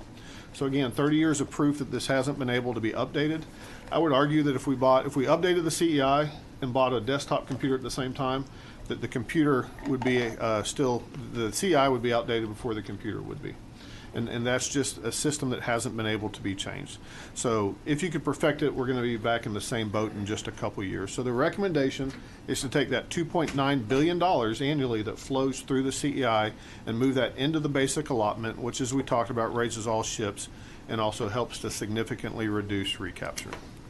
And Representative Ashby, basic allotment, you talked about it, you obviously get it. That was the thought process.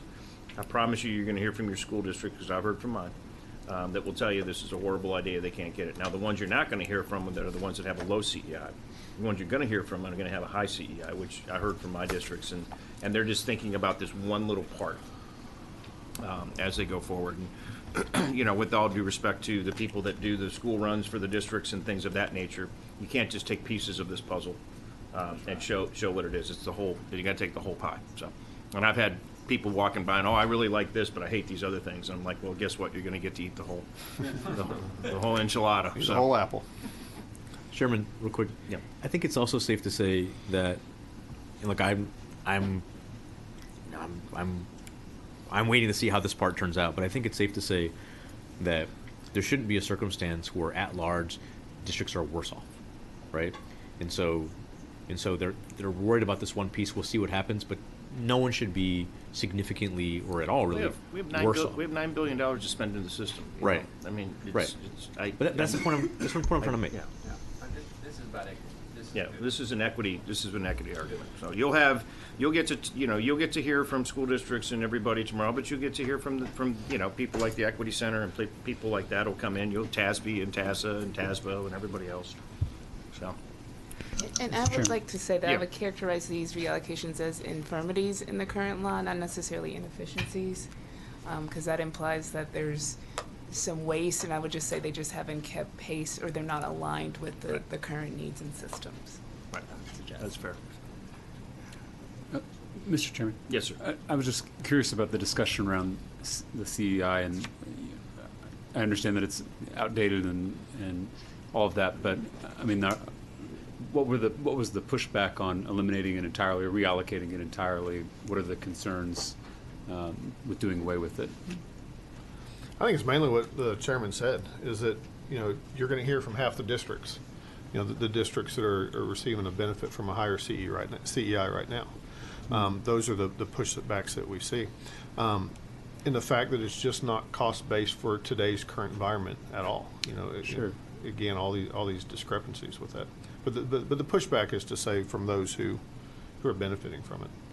And I would also add that it doesn't, there are some that, and even Austin, I mean, we do better with throwing it out because our CEI is so, does not align with our current sort of market conditions and cost of living factors today. It adversely affects Austin. But I would also say that conceptually, there could be a need for variability, right? The purchasing power in one place or another area could be widely different. And so there's some that suggest that from a sort of structural perspective, there needs to be an accounting for that variability. That's my question. I mean, I do believe there are regional cost differences. So well, you have a small adjustment, you have a rural adjustment, you have the mid-size adjustment, you get NIFA funding, you got fast growth funding. We've really looked at those ones that are working and kept them in place from a variability perspective. But I'm telling you right now, there's not a single school district that can stand there with a straight face and tell me that not adjusting this since 1990 or 1990, I think it was 1991 was the last time, is good common sense practice for education policy. Yeah. It's a terrible, terrible policy, and I'm just telling people that are going to come here. The chairman of education for the House of Representatives is taking it out of the education code. Yeah. So let's talk about the rest of it. So I think I've been very clear on that. Yeah. It doesn't work. If we're not going to spend the time to adjust it, we're not going to spend the time to study it, it doesn't work. And the whole point of what we're trying to tell people is that we have to make sure that we fix this system, not put a Band-Aid on it, not try to fix little pieces and parts of it and nip around the edges. We've got to do it the right way. And yes, I get that. But if we're going to put these resources in, it's going to work right. Chairman Ashby. Mr. Chairman, I couldn't agree more with what you just said, and I think that's an important point here is that this whole exercise is to try to improve our public schools but at the same time try to make the formula more simplistic, where right. people can actually understand it. And I couldn't agree more with what you just said about CEI being outdated and inequitable and everything else. But I just think that what you just said is perfect, and I you're on the right path. I like it. Thank you. And, Chairman Aycock tried to do it 2 sessions ago, if we recall, for those of us that were here, and, and it was a big fight. But so, I'm drawing a line in the sand right now. So Chairman Aycock was one during our public testimony who also recommended that. And he's the one that recommended. He's one of the ones that. that recommended. I mean, it's not like this is something that works. And I'm not going to call on the LBB guys that are sitting behind there over there, because they already were here yesterday, and they were very, very political about what their comment was. But if you listen to them, it's just the whole system. And we had Lori Taylor look at it. It doesn't. And so you're going to put it in place, and then it's going to change within 6 months. It doesn't work. So go ahead. I think I'll move on to slide 66. All right, this is the Chapter 41 Hold Harmless Recapture Reduction, otherwise known as the 92-93 Hold Harmless. This is, again, an old part of the school finance formula. It's a 25-year-old transition hold harmless that became permanent. It began in 1992 for wealthy districts that would lose funding due to Senate Bill 7. Originally, it was designed for 3 years. It was extended 2 years to 5, and then extended another 2 years to 7 years, and then made permanent. And this will come with a savings to the state of $30 million. And I understand there might be a question to my left over here on the Representative Meyer. Right. So here's my question: is there are certainly districts that are going to be affected by this, and there are districts such as one of my districts who is going to send out, I believe, $100+ million that we're sending out. Yet we privately about in recapture. Yeah, that we send out. Yet we privately have to raise, numbers vary, between $3 and $4 million just to meet our own budgetary needs. Yet we're sending out 100. Why does it make sense then to make it, have us lose? I believe it's somewhere between $2 and $3 million more that we were getting back when we're sending out $100+ million, and yet we still don't have enough money to meet our own budget. And I just don't. No. I certainly, I realize that this doesn't affect as many districts in the state of Texas, but the ones that are affected, it can have some real ramifications. I completely understand it and appreciate your question, but I would point back to kind of the same thing that I talked about with the ASF funding in the Chapter 41s, where one district would benefit in one area and be hurt in the other, and it always kind of balanced out. This is not obviously a balance out with what you have to give in recapture versus what you get for this hold harmless. But again, it's a little bit of a balance. So the idea is, if this is an inefficient way of doing this with the 92 hold harmless, let's get rid of this. But let's also look at recapture. In this system, or the program that we've come up, significantly reduces recapture by such thing as reducing or increasing the basic allotment to reduce recapture. So when we look at the end of the day, I would be curious to look at that specific school district and say, okay, how did this district do at the end of the day with all these programs put together, not just focusing on the 92-93 or not just focusing on what they have to give back on recapture, but in the big picture. Sure, and where I'm coming from is last session and focusing on the big picture. And although a very good bill by Chairman Huberty and necessary to put in $1.8 billion, glad we're doing $9 billion, wish we could do more. Taking a look at a holistic from last session, we're putting $1.8 billion in, but my school district, Highland Park, one of my school districts, due to the hold harmless being eliminated, was going to have to pay out almost another $3 million. Right. So at the end of the day, I'm with you, and there's going to be give and take, but I just want everyone to be cognizant that when we are helping school districts in the state of Texas, we need to help all school districts in the state of Texas, right. And let's just keep that in mind. Right. Thank you, Mr. Chairman. And I would just add this one thing, which is you're right, that we thought about that, and we knew where the resources are going to go. So I think when you ultimately add it all together, the pluses and the minuses of, maybe you benefited here or you didn't benefit there, the ultimate goal is that you're going to be able to go to your, the goal of this exercise as we go through this the next 3 weeks is so that everybody gets comfortable, that we can tweak it before it comes out, so that we have a unanimous vote out of this committee, so that everybody can be supportive of where we want to go. And I think that it's critical for you you have to represent your district. I get that, and I think we're going to do the best we can to make sure everybody's comfortable before we do anything along those ways, because you all have different constituencies than I do, and I get that. So, thank you, Mr. Chairman. I appreciate it. You bet. Okay.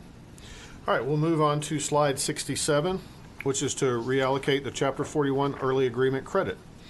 What this is right now, Chapter 41, districts paying recapture. If they sign by, it's called a sign by September 1 agreement. If they agree to pay the recapture payments, then there's a discount of 4%. It's not if they pay the money by September 1st, but simply just if they agree to pay the money by September 1st that they are required to pay. And again, this gives a 4% discount on recapture of a cost or savings to the state if we do this of $50 million. Okay. Everybody got that? So it's not like you're paying net 10. You're just saying you're going to pay net 10 and you give us the money 9 months later. That make sense? Slide no, six. Hold on, Representative Van Deaver's looking at me differently. Well, I just want to make clear. So really, what we're doing here is saying, school district, you can earn interest on this money for this many months before you make your payment. Well, theoretically, they're now actually more than that. They get to keep it. They get to keep it. We're actually funding. We're actually funding. The system. Theoretically, at the beginning of the year, August or whatever it would be, right? And they're not paying us until when? January? Yeah, I think is what it is. February is the start, but it's essentially a discount. You get a discount on your recapture, and the discount's being removed. I mean, the payment schedules are all set and under code. Just one of those things that got in the language a long time ago that we looked at and said, why is this here? If you're going to change the system, change it. Fund it the right way. So, okay, thank you. Okay, slide 68 is to reallocate the gifted and talented allotment. So gifted and talented currently funds a maximum of 5% of a district's students. Right now, 99+% of districts max out this funding, and every district is receiving essentially the same amount. Now, this does not mean that districts are just educating 5% of their gifted and talented students. They may be doing 6 or 7 or 8, but just they only get funded at 5%. So to simplify the system, these funds would be more beneficial rolled into the basic allotment. Now, the concern was that this would weaken the gifted and talented program across the state, but the requirement stays in place for these districts to serve the students prior as it will be in the future. So there's some other ideas that were being thrown around that you could require an amount equal to 5% of the adjusted allotment times the ADA to be spent on gifted and talented. So the idea is not to decrease the spending on gifted and talented, not to serve the students in any capacity less than we were, but just to roll that money that everybody's getting the exact same amount into the basic allotment where it's better served. Now the question becomes that the information that we heard today was that on average we're at 8%. And so one of the decisions we have to make is, do we want to look at increasing the funding associated with that? I think we've kind of looked at it and said it's a cost-neutral basis, but these can all be numbers that can be moved around, especially if it creates the incentive to, really the non-eco Devo schools are at 13% and the other ones are at less than 5%. But if you did a blended at 8%, what does that cost you? It's $165 million, so you assume, roughly, each percentage point increase is about $16 million, right? Give or take, so. 45 million. Yeah. Extra. Or each percent, yeah, I mean, yeah, somewhere in that range, yeah. Each, 1.6 million rather, I'm sorry. But, yeah, we'll just have to think about that. Any other questions on the gifted and talented? Okay, we'll move along to slide 69, which is a high school allotment. Currently, this provides $275 for each student in grades 9 through 12. From my understanding, it was created initially to help reduce the dropout rates, but the dollars did not flow to the schools that needed it. Districts with a large amount of percentage of at-risk students also had a high percentage of actual dropouts and therefore less high school students and therefore less funding through the high school allotment. So the idea is to take this $400 million that is being funded through the high school allotment and roll that again back into the basic allotment. Okay. Now we'll move on to the prior year versus current year value. I'll outline it a little bit and then let them speak to that. Sure. So on slide 70, this is currently funding based on prior year values, which creates a funding guessing game for both the state and local levels. Essentially, as the district property value increases, the state will overfund the formula, and as district property values decrease, the state underfunds the formula. Technology may have limited this in the past, but in 2019, that is likely not the case. This may require a settle up at the end of the year, but that would be similar to how the student counts is done. So to simplify, update, and create a more efficient system, we'd move this into the basic allotment, and this would be a one-time savings of $1.8 billion. Representative Gonzalez. Thank you, Chairman. I just have a quick question for clarity, and this is an area I'm not as familiar with. on values versus collection. So my dad works at Central Appraisal District, and one of the things he talks about is like the value that the appraisal district will make, and then a large company could then challenge that value or appeal that value, and then the collection will be different, and then the school, if we do the value, current year values, does that make sense? Am I making any sense? So let me introduce Corey Castillo from the controller's office. They have come to visit with me and tell me why this is a horrible idea. Oh, sorry. No, that's okay, because she's about to tell us, and she's not able politically to say, yes or no. But actually, I want her to be honest with us of some of the problems that I think that we didn't anticipate necessarily when we made this particular recommendation. Again, because it is a one-time savings of 1.8. that you get to reallocate, but I think it creates some problems. And so I'm going to say that, and then I want to say this next thing, which is really one of the rationales that we came up with, that we've got Representative King and other guys that have oil and gas and mineral rights and things of that nature, where you get these huge spikes, especially on your recapture payments. So 1 year you're paying all this money out in recapture, and the next year you're not, but you don't get that money back from the prior year that you already wrote the check, right? So there's some real issues there. So go ahead, please, Corey. I'm Corey Castillo. I'm the director of the Property Tax Assistance Division at the Controller's Office. And what we wanted to go through in kind of the real short version is the property tax calendar and the school funding calendar don't match. And that's the core reason why we use the prior year value. So I did put together just a really brief overview of the property tax calendar. There's a lot more dates in there as far as when things are, but I'm trying to hit some of the key dates that are important. On the first slide, and I did put years on this because it's important to see how the property tax calendar overlaps in like an 18-month cycle over the school funding calendar, which also has kind of an 18-month cycle. So if you think about this year, market values are set as of January 1. So all the bills, all the protests, all the appraisals, the notices are all based on a January 1 date. So everything that's going to happen at an appraisal district throughout the year is going to be based on a January 1 appraisal date for most property.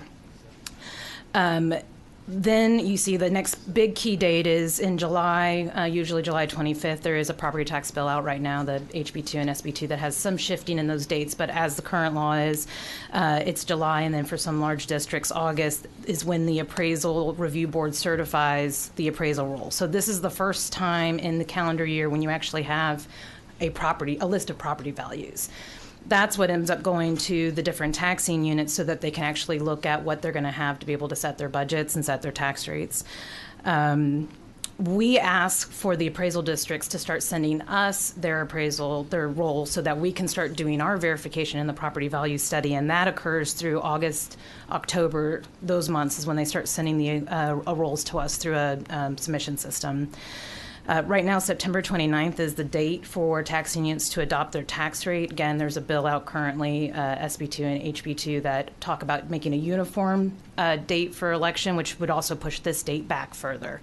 So the idea of setting a tax rate doesn't occur until September.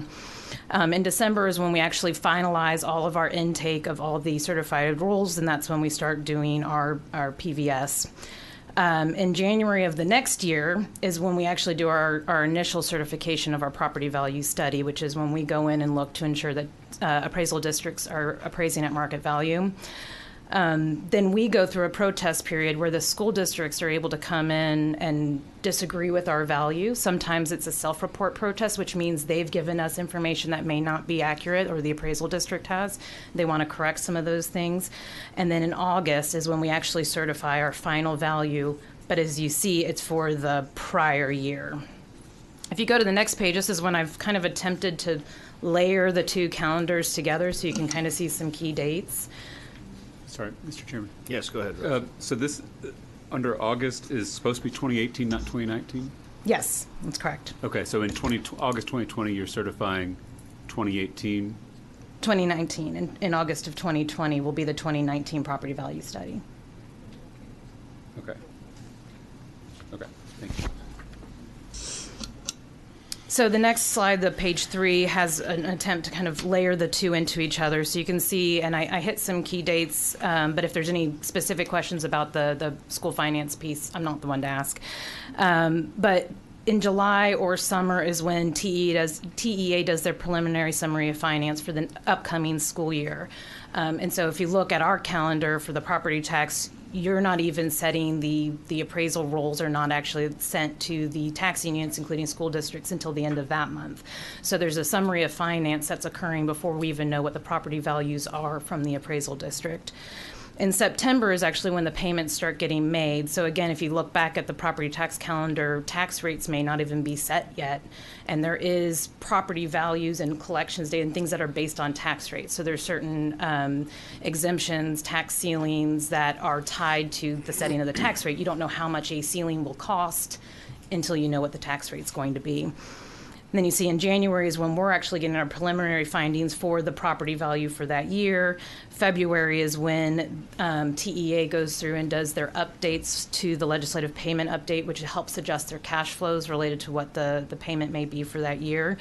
This date, Leo was gracious enough to correct me that this is actually should be May of 2021 is actually when the final numbers come in for the summary of finance. And so you can see then we don't certify the final 2019 numbers to 2020. So the idea of having a set, true picture of current year values occurs way later in the calendar than when it's necessary to be set for the purposes of funding, for school funding. And so the best way to do that is taking, and this is similar to collections because they don't know collections at the time either, is you're taking a prior year number and adding some sort of growth factor to it. It's the best. There are various ways you can do that, but that's what kind of information you'll have at the time. Right. Okay. That makes sense to everybody? So as much as we thought this was a good idea at the time, after we talked to people, maybe it's not. We can talk about it on a further basis, but I think it creates a lot of problems at the school district level. We were trying to solve, part of it was we were trying to solve it from a recapture perspective, because if you think about the 42 district, now also from a natural disaster perspective. So we had Hurricane Harvey that hit, where we had school districts that got less money, but those are hold harmless, so that it's getting made up eventually by the school district, albeit, with no float that goes with it. So we got to, I'm happy to have some ideas that come to you to figure out how we deal with these mineral rights guys and some of these other problems that we've experienced that Representative King and perhaps some of these others have. Yes, Representative Bell. Mr. Chairman, just a point. I was at the December 19th hearing, and they talked about setting aside about $281 million to kind of offset this lag where it affects. Is that still going with this? We candidly just met with the comptroller's office this week, and they kind of, gave me the, come to Jesus meeting of why this is a bad idea. So we're trying to figure out, what we can do, and I don't know yet. I'm put your brains together and figure out, help us figure out what we could do, because we got to do something. And it's really, I think it's more just the recapture guys, I think, is one of our problems, right? Meaning the mineral rights guys is where some of this problem is at, right? You don't have this problem. Your valuations are growing. I mean, it's never going to change, So we got to figure out a way to deal with it. Some have raised the equity issue. Districts have raised the equity issue because there's sort of a perceived lagging benefit, but I would offer that districts that have these valuations that grow incrementally widely from year to year, it gives them time to sort of stabilize and pay out the higher recapture bill in the subsequent year. Because many times the recapture liability exceeds what you would take in tax collections. And so it just gives an ability to stabilize. It's the one sort of opportunity to sort of level set and prepare for, and when you're having sort of fluctuations and growth year over year. And so it could be, and I hate to do it this way, but it's an energy, sort of weight, or some mineral rights type of weight, or there's something that's out there that goes in a box and, have hit some targeted triggers, a way to recapture the money that you would have paid that you wouldn't if you were on current year values. And that's really the issue, is the lag. You got, $100 oil, everybody's happy. You got $50 oil, not so much anymore, So, yes, Representative Bell. So that, Mr. Chairman, that on a chapter 42 district that's fast growth, that has some significant exposure. Sure. You mean, you talking about leaving this in? That's Yeah, correct. yeah, Moving this yeah. in at on a chapter 42 faster. Yeah, I'm aware. You're going to get a significant haircut, so just keep on. Thank you. Yeah, I was told that by all the school districts I represent, so yeah. I'm aware of that. Well, you know, it's all relative. So I just want you all to think about that. So was there another idea that you had on something like that, or? No, but if there is any question about kind of how we're able to work with what the values we have and what we've maybe verified, we're happy to work with any ideas you have. Is there a way for you guys to talk with TEA and figure out what solution, if there is one, that we could come up with that would help us on this? Absolutely. Because I think the plan at this particular time is to pull this particular recommendation out of the bill. Yeah, I mean, especially as the specific needs in the districts you want to do, we can see if there's some mechanisms to address those. Okay. All right, thank you. Was there any other questions for Corey? I think she wants to go home. Or up to property tax with Betancourt, one of the two. So, all right, thank you. All right, so take slide 70 and wad it up. So, all right, moving on to slide 71. I've learned when I'm talking about golden pennies and copper pennies to talk fast because I will get some eyes that glaze over pretty quickly on this. But as Leo discussed to y'all yesterday, the golden penny is tied to the Austin ISD wealth level. And the proposal is to decouple it from Austin ISD and set it to a percentage of the basic allotment. This will allow something much more consistent for the state and also a savings to the state that again will be reallocated to the basic allotment. And let me just do the copper and then we can answer any questions about copper and pennies. Did you have one specifically about Representative Van Dieven.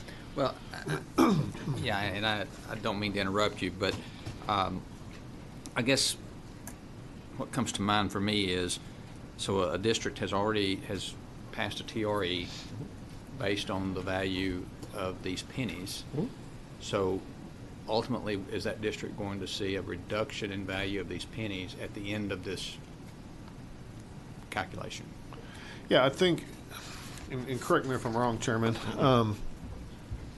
there would be a decrease in the value that they're getting on that yield, but an increase what they'd be receiving in the rest of the system through all these reallocations. Is that correct? Yeah. So, So I'll give you an example. There are some school districts that are taking advantage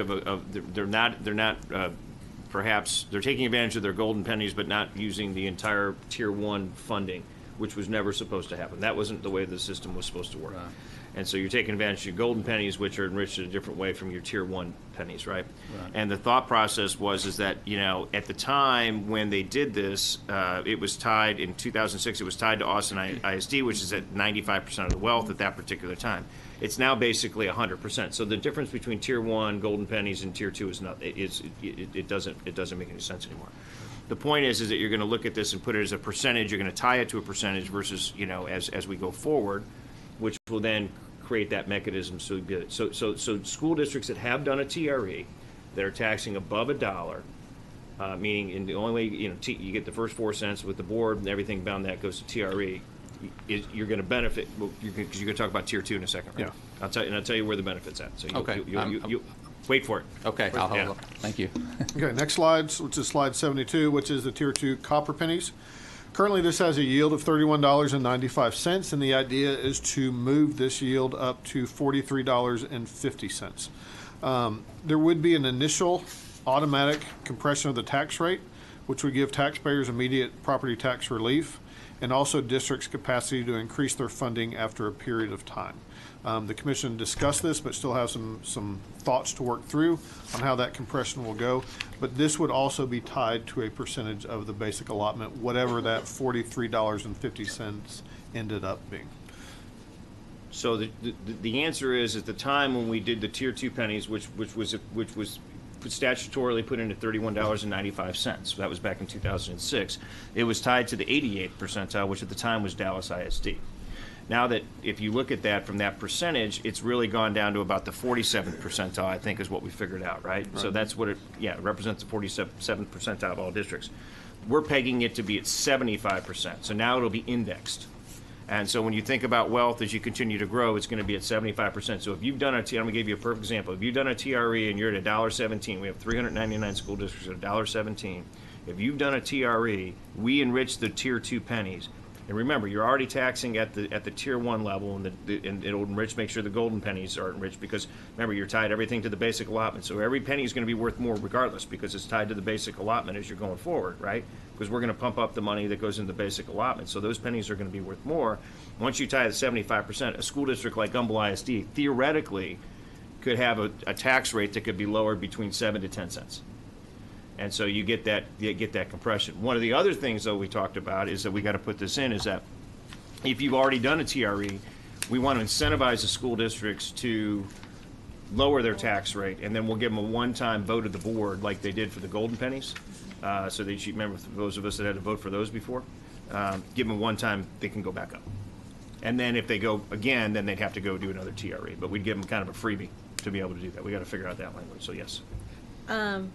Thank you for all that clarification. I have a couple of questions. I don't know who I'm asking, but Either one of us. You can ask Kevin. Probably ask Nicole. So, and this might not be completely accurate, but I'm nearly positive it's accurate. The 88th percentile, when it was initially established, was tied to the Edgewood case.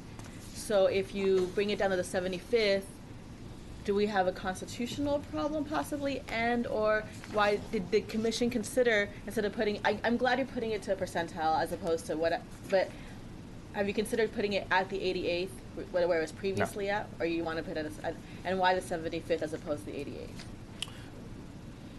percentile? Are you talking about the golden or the copper? Copper. The copper. I don't know if we've delved too much into where the equity side of that came and with the lawsuits. And I know Vaughn came and spoke to you yesterday with that. I think the biggest idea with the copper pennies was it stayed static for all these years, and it's still at whatever it was, initially, and it's now, like you said, gone from the down to the just 47th percentile. So where that moves up to, I think, is number one, as you're pointing out, is going to make sure that it's constitutional, right, and it's not going to create another lawsuit issue. We did have our expert on the commission, Justice Brister, who presided over a couple of these, and I know that a lot of the conversations that he had, especially at the end when all these numbers were being crunched out, he was looking at that. I don't think that came up as an issue over constitutionality. Well, if it was the West Orange Cove case, not Edgewood, and that was that's okay, 2006, and the thought process at the time when they picked that number was, of how do you enrich those pennies and how do you create it. If the committee wants to make a recommendation at a different percentage or something along those lines, but we felt like 75 was the number, especially when you're gonna be tying those pennies together. Right, and you fix the other system, then it probably balances out. Right. I was just asking for clarification. I just didn't want it to be triggered. Does that make sense? Well, but here's the issue that we thought about is on percentages. It's like a CPI. If you just plug a number in, then you don't get theoretically a CPI, right? And so what you want to do is have it as a percentage, and then as everything floats up, it's going to go. So if the basic allotment, so if the legislature, next legislative session decides that, let's say the basic allotment's at $5,600 at the end of this whole thing when we get it all done. I don't know what the number's going to be, but the legislature says, all of these weights and everything are pulling a trigger. The simplicity of this system is that everything's going to be tied to the basic allotment. So all the legislature really doing with school finance on a go-forward basis is you increase the basic allotment and everything moves. And so there's not little tweaks or things that you have to do, including the Tier 2 penny yields, which then allows you to continue your compressed tax rate. That's one of the things that we talked certainly with the governor's office about, is that, we're trying to figure out how to deal with compression. And this is the way. You have 399 school districts at $1.17. If we don't do something and fix this, you're getting almost half your. I was just asking the rationale, and we'll just have to look at the numbers. I mean, Representative Van Duven. Just because I'm just not smart enough to calculate this or figure this out in my head, can you tell me what this does to equity? Does this increase equity? It seems that it does, but a school district. I'm looking at Josh at the Equity Center, just saying yes. Yeah, it says yes, right? It does. Okay. He's he's texting Ray to get over here. So no, the answer is yes. Okay. But you're going to hear from, go ahead, Nicole. No, I think it is the right structural change to make. I mean, a lot of these things were tied to the intent was, at one point in time in the Golden Pennies, Austin was the growing district. And so tying it to some kind of, not an inflation factor, but something that was growing. And so it made sense at the time in the intent behind it. But now, sort of looking back structurally, you want to make sure that the formula works on and of itself and it has those components built in. So tying it to the basic allotment is certainly the way to go to make sure that it indexes over time and not necessarily tied to a district or one number. So the chairman is absolutely right. In any way penalize a district that the voters have approved a TRE. They're taxing at $1.17. No, they get more capacity. So, actually, you get more capacity with this. You can actually lower your tax rate. Yeah. That's the one-time part, right? No. Yeah, that's the one-time part. We're gonna, we're trying. That's what I think we should do. Is that if you've gone through the effort of getting a TRE done, and we're going to come in and do this, we're going to give you that one-time benefit like they did in 2006 or six, I guess it was, that they did that. Yes, Representative Bell. The question, Mr. Chairman, so the compression potentially could be across all tax rates? Absolutely. Regardless of whether or not you have a TRE? That's exactly right. But you really benefit on the copper if you've had a TRE. And so here's the other benefit. So think about Spring Branch ISD that's at $1. I think they're at $1.09 right now, and they're in recapture. Well, we're going to enrich their pennies, which means their recapture payment's going to go down. Yeah. Which gives you that other argument is that there's a lot of school districts that are in recapture that won't go to do a TRE because they're giving 50% of their money away, which goes to the 47th percentile. So if you're below that, you're giving 50% of your money away. If we're changing it to the so it gives a different argument so that you do create some local control and some local capacity for everybody, including the recapture ones. That was just my question. Yeah. Thank Right. you. You bet. So I guess. Go ahead. Are you up? Yeah, I have the last and the least content.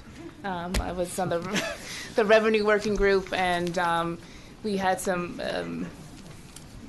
It's okay. You can talk freely here. Yeah. We didn't really, the primary discussions were around one centered sort of primary idea about how to fix both recapture and to stabilize the system, and much of which is, and that's been brought to bear in HB2 and SB2, so I won't expend much time on that. We didn't have the benefit when we published the report of having the comptroller's revenue estimates, and then subsequently we have those revenue estimates, but we did sort of write into the final report that we wanted to pay for all of these important priorities, realize the commitment to public education. We are all, I don't know that there's any school district person worth their salt that would ever say that we're not encouraged by what we see in the legislative leadership around making a substantial commitment towards funding public education. I mean, last year we were talking about $1.8 billion, we're talking about $9 billion. And so you'll see smiles on my face and plenty of others. And so I thank you for that. I think we've talked about, I'm hopeful that the sales tax will buoy our sustained growth over time, that we'll sort of see these 9.5% and 10% sales tax growth so that we can be sustained in our efforts to make significant progress in funding public education. But history would maybe sort of demonstrate that we might have some fluctuations in that growth over time. And so, obviously we've put into the report that sort of new monies and new revenue and that sort of favorable conditions from our sales tax collections, as well as what we're realizing in terms of the boon with oil and gas production, putting that towards this commitment and funding these priorities in the most important way.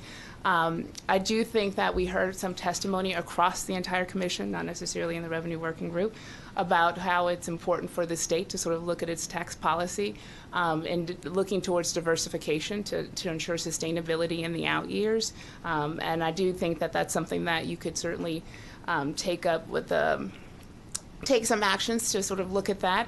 There are other ideas for revenue considerations beyond just sort of looking at what we have today in terms of how we're generating revenues through sales tax, looking at the wayfare. Those are sort of the low-hanging fruit that we came up with. And then obviously redirecting apportionment of the rainy day fund. I mean, the state of Texas has the highest dollar and highest number of days of any state in the nation. And so now I think you've all reaffirmed now the time is to expend some of those monies towards public education. So we're all in agreement and supportive of that.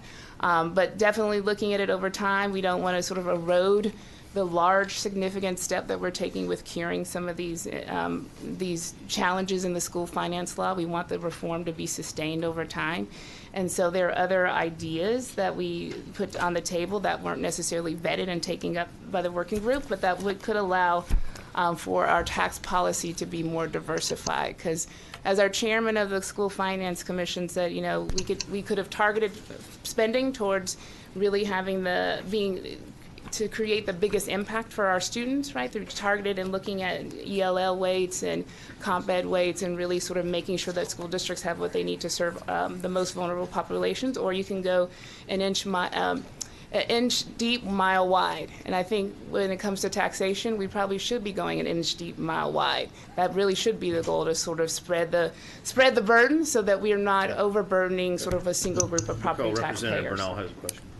Real quick, I actually don't have a question. I've got to step Okay. out, but I wanted to say one thing about the sales tax piece and your ideas, and that is that I'm not proposing that you can call it raising taxes, you can call it filling loopholes, because there's a lot of tax exemptions, but I do think it's important at least to point out that the value that we exempt is higher than the value that we collect. Yeah. Like, that's the one thing that always sticks out to me. If you look at the items that are exempted, like polling and computer services Yeah. and a few other things, Business, yeah. it's an interesting list, but we actually exempt way more than we actually collect. Yeah. That's all.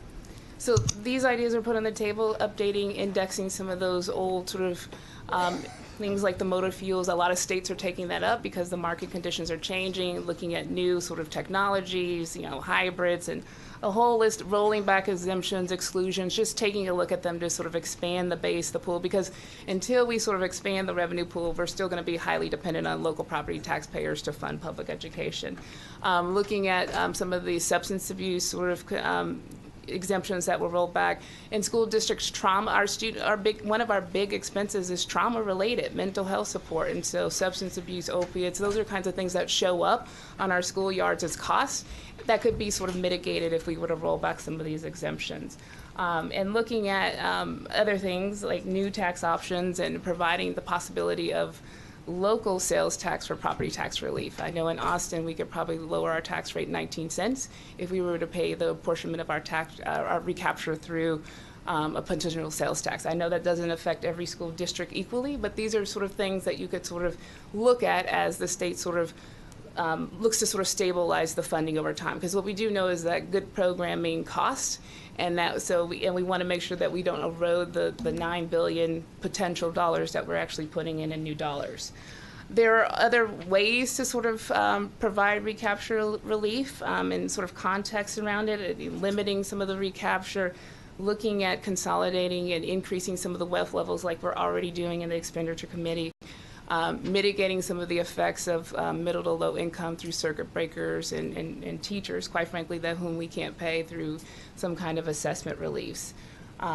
So these are all ideas that are in the back of the report. They are not in the formal report, but they're certainly in the appendix as over time as you sort of look to sustain these efforts.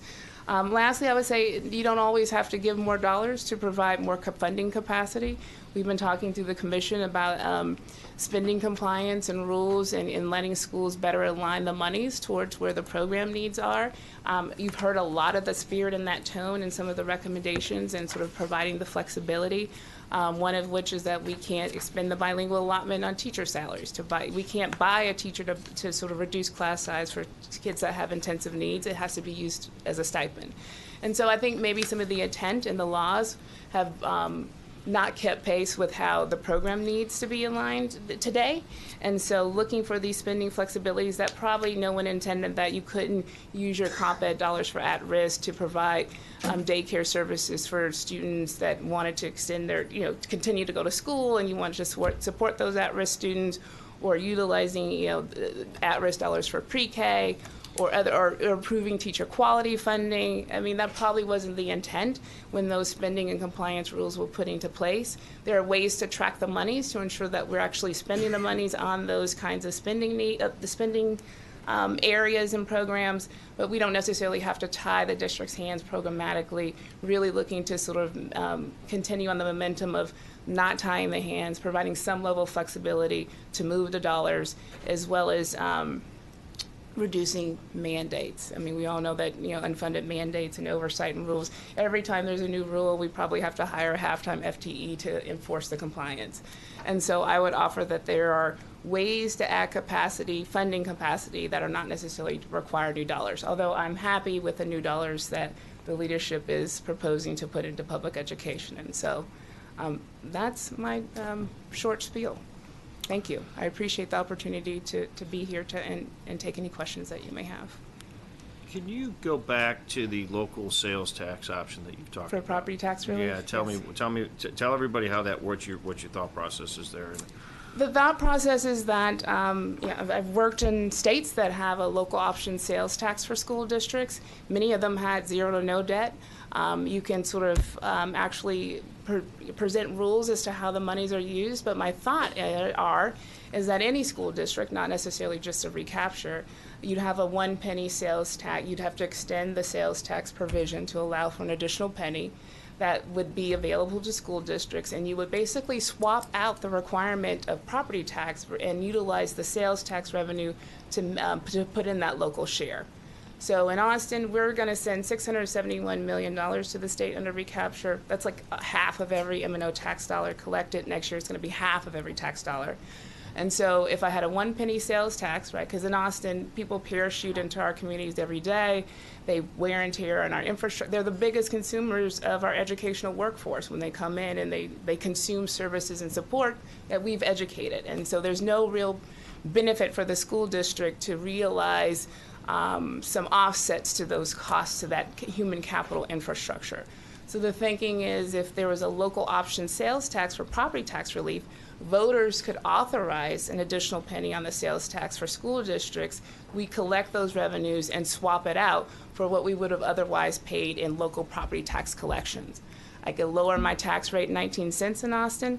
For the average homeowner, that's almost $750 in lower tax payments through the provision of a sales tax revenue that would be collected from a wider, more diverse group of persons and sort of satisfying that recapture liability. A Chapter 42 could do the same. It's just kind of like a swap, taking the pressure off the property tax and putting the burden onto a more widely distributed pool of payers. Representative Van Dever. Okay, thank you. So again, back to the equity, the equalization. Austin ISD 1 cent sales tax is going to generate a lot more funds than a new Boston ISD 1 cent sales tax. Is it going to be equalized, the sales tax, if that proposal, it came to? Yeah, so there are certainly ways that you can equalize it. I've thought about sort of like you could do a regional pool and maybe groups could sort of agree that they're going to go to their voters through referendum to authorize that. It's not equal across all. I mean, obviously there's variability in the amount of 1 penny, but you see districts like San Antonio, they've used an apportionment of their sales tax to fund full day pre-K. And I think that right now there's not necessarily capacity for local taxpayers to have a say as to how they would want to mitigate some of the burden.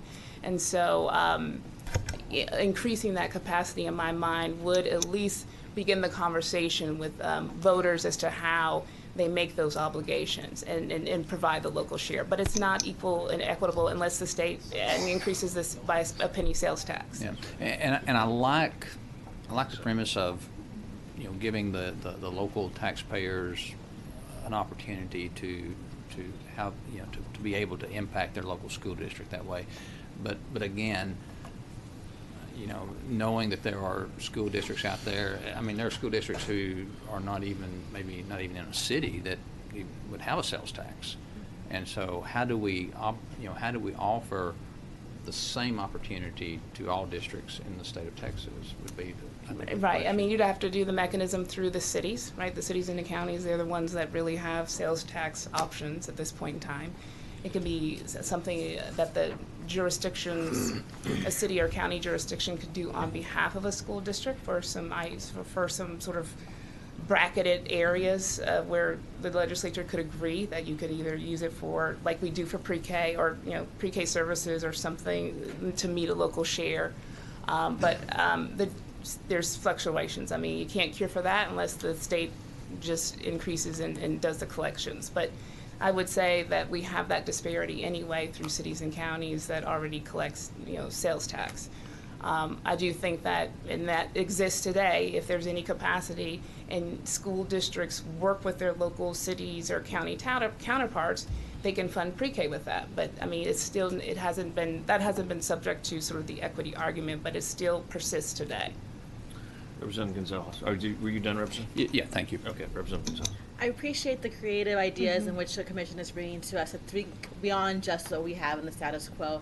I guess my question is did the commission consider I just read a comptroller's report where there's $47 billion in like these exemptions that Representative Bernal talked about or more. Did the commission talk about that? Because I don't see that particularly here. If you look in the back of the report, the appendix, Oh, that's what I offer.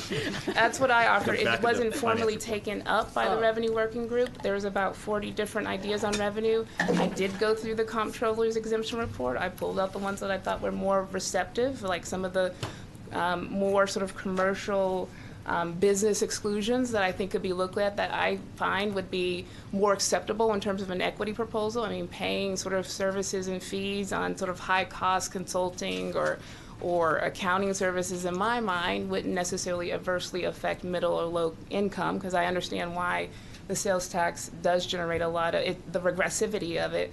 But I think there's some opportunities to look at some of that and roll back some of that legacy. Right? Like it's they're totally from the outdated. 80s, before I was born. Yeah. That's what I call the legacy sort of exemptions and exclusions. And so, if the legislature wants to formally take up any of these ideas, I think it's worth looking at, just because I think it's good state policy. I think the goal, again, inch deep, mile wide. We all talked about the three-legged stool. We don't have an income tax. So we kind of have to maximize the base that we have and constantly look at it to update and index with current market conditions, looking at those the new technologies that are coming out. Are we maximizing our options here, considering that we don't have the four-legged stool? And so I would compel you all to sort of do some of that over time. Like, I know that we knew that we weren't going to cure school finance in one session.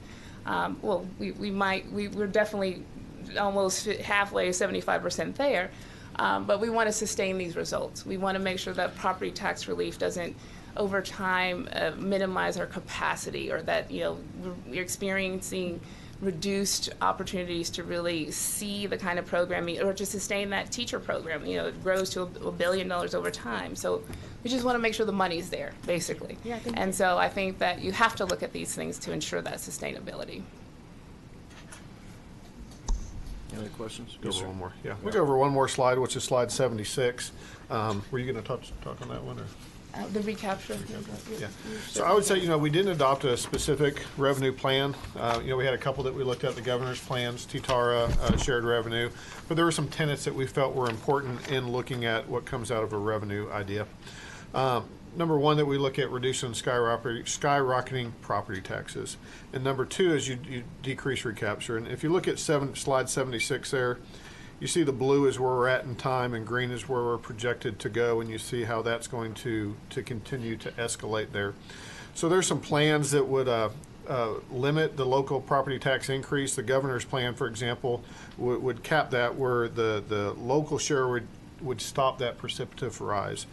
For example, when you look at recapture, left alone, if there's no change in the system, within 15 years, there could literally be zero state share outside of recapture. And so that's something that's got to get under control. There's some plans there. Again, the governor's plan looks to address that, but that's essentially, I think, page 2 for y'all to work with through this legislative session. Sure. Yes. One question. Did the commission look at the relationship between charter schools and recapture? I think in each step along the way that entered our mind, how is this going to affect charter schools? And then we'd or how charter schools impact recapture. Like, the increase in charter schools also impacts the increase of recapture for some school districts. There were some proposals out there about including their WADA into the recapture calculation, but then we sort of started getting lost in the nuances as to how that would be administered. Would the monies flow to the district? Like, how do you sort of administratively implement that? But we did have some initial discussions about counting the WADA for the charters as part of the school district, which would ultimately reduce the level of recapture. But then you sort of get to the WADA components in the funding formula. How do you sort of redistribute the rest? And that's where we sort of reach sort of the walls. But it's something that certainly could be looked at. We also talked about funding charters based upon the residing districts, geographical location. The geographical location versus the statewide average. But whoa. You're going to do that though. You got to they get all the money. They get M&O and INS. Yeah. So you don't want to do that. Yeah. You don't want to give them the INS. I'm just telling you. I mean, you don't can't have to. Yeah. See, that's the point, though. I was kidding. No. I want to be very clear. I want to be very clear on this. Is that as we went through this process, the charter schools are public school kids, and people have said that to me. It's like, well, then fund them with the tax base in the district that they live. I said that's fine. Happy to do it. Guess what's going to happen? I'd open a charter in Humble ISD tomorrow. You know, they're $1.17 and at 36 or 37 cents. I mean, sign me up. Caution you against conflict of interest. No, I wouldn't. Right, but headline reads. Whoever would be doing it. I mean, my point is that there's a downside to that argument, and if you're going to say they don't get INS funding that goes with it, right? We've done the facility funding. It can't be either or, as I view it. So I hear you. I will just say to your point about creating a system long term that we can actually fix something and not just fix it for this moment. I do think that there is a relationship between the charters and recapture, and I think long term it needs to be considered. I mean, just for thought. Mr. Chairman, it's first I've heard of the idea. I've been kind of mulling this over here on the local sales tax collection for schools for property tax relief. Is there somebody, a group working on that idea? Because I do think there's some merit to that. You're in charge of that. Not asking to quarterback it. Yeah, I'm you just curious. You just volunteered. Ways and means. And I know you can recruit to help Scott, you too here. Yeah, I mean, you think about the ways and means, but what's the impact on schools? And you have to have the language written in such a way that would be good. I think my school district would be okay with it, but it would have to be dedicated so that you actually are providing absolutely relief. They'd have to be directly tied. You can only opt in for that if you were providing that in the form of property tax relief. Let's talk about it afterwards and figure out. I mean, we've got some ideas that are out there, and then just to finish up on the charter issue real quick is that I've told it's, if you recall last year, it's kind of like there was no issue. I wouldn't say there was an issue dealing with charter schools, but if you remember, we had other things that were being proposed by the other side of the rotunda that were more of a shiny object, that everybody was picking on that and worried about that. So I think that I want us to be very cautious as we think about all our kids. What I want the members of this committee and the people to generally understand is that the charter kids and the ISD kids are the same kids. They live within those communities, and they happen to go to school based upon a choice that their parents made. And so there's nothing better than to have more options in these schools. That is one of them. So, but we did talk about, one of the things we did talk about is, how does the replication happen? Meaning, there's some concerns about that of, what is notices should go out, how those should be happen. Royce West had some concerns about how charters, open up right across the street. Those are some of the other things that we could certainly take a look at as we go forward. No, that's all I have. I want to thank this committee for all the work that they've done for this. I do want to thank my state board chair who appointed me to this commission and snuck in the room, Donna Horich, and I want to appreciate her for doing that. But again, thank this public ed committee for the work they do. Well, Donna did that because she didn't want to do it. Yeah. That's what she told me. Maybe some truth to that.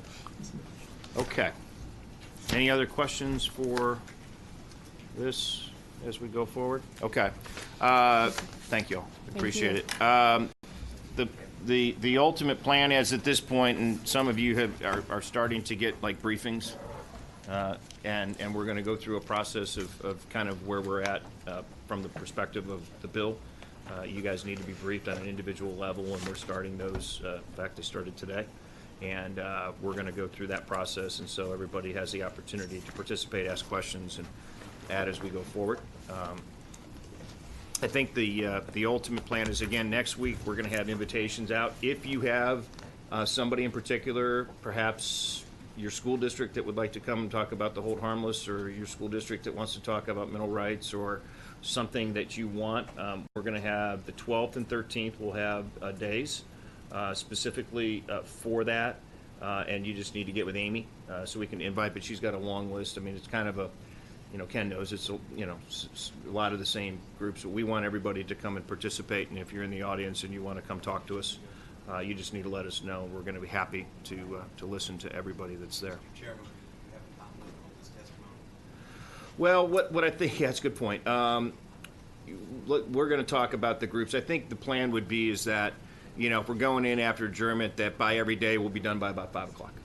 So we'll try to, limit the testimony so that it's, this was obviously, a year in the making process. So Amy just walked back in, so she knows now that, so she heard me. So I think that we'll try to limit, we'll pick the topics, but, 10, 15 minutes per group, depending. She's been telling people 5. Well, there you go.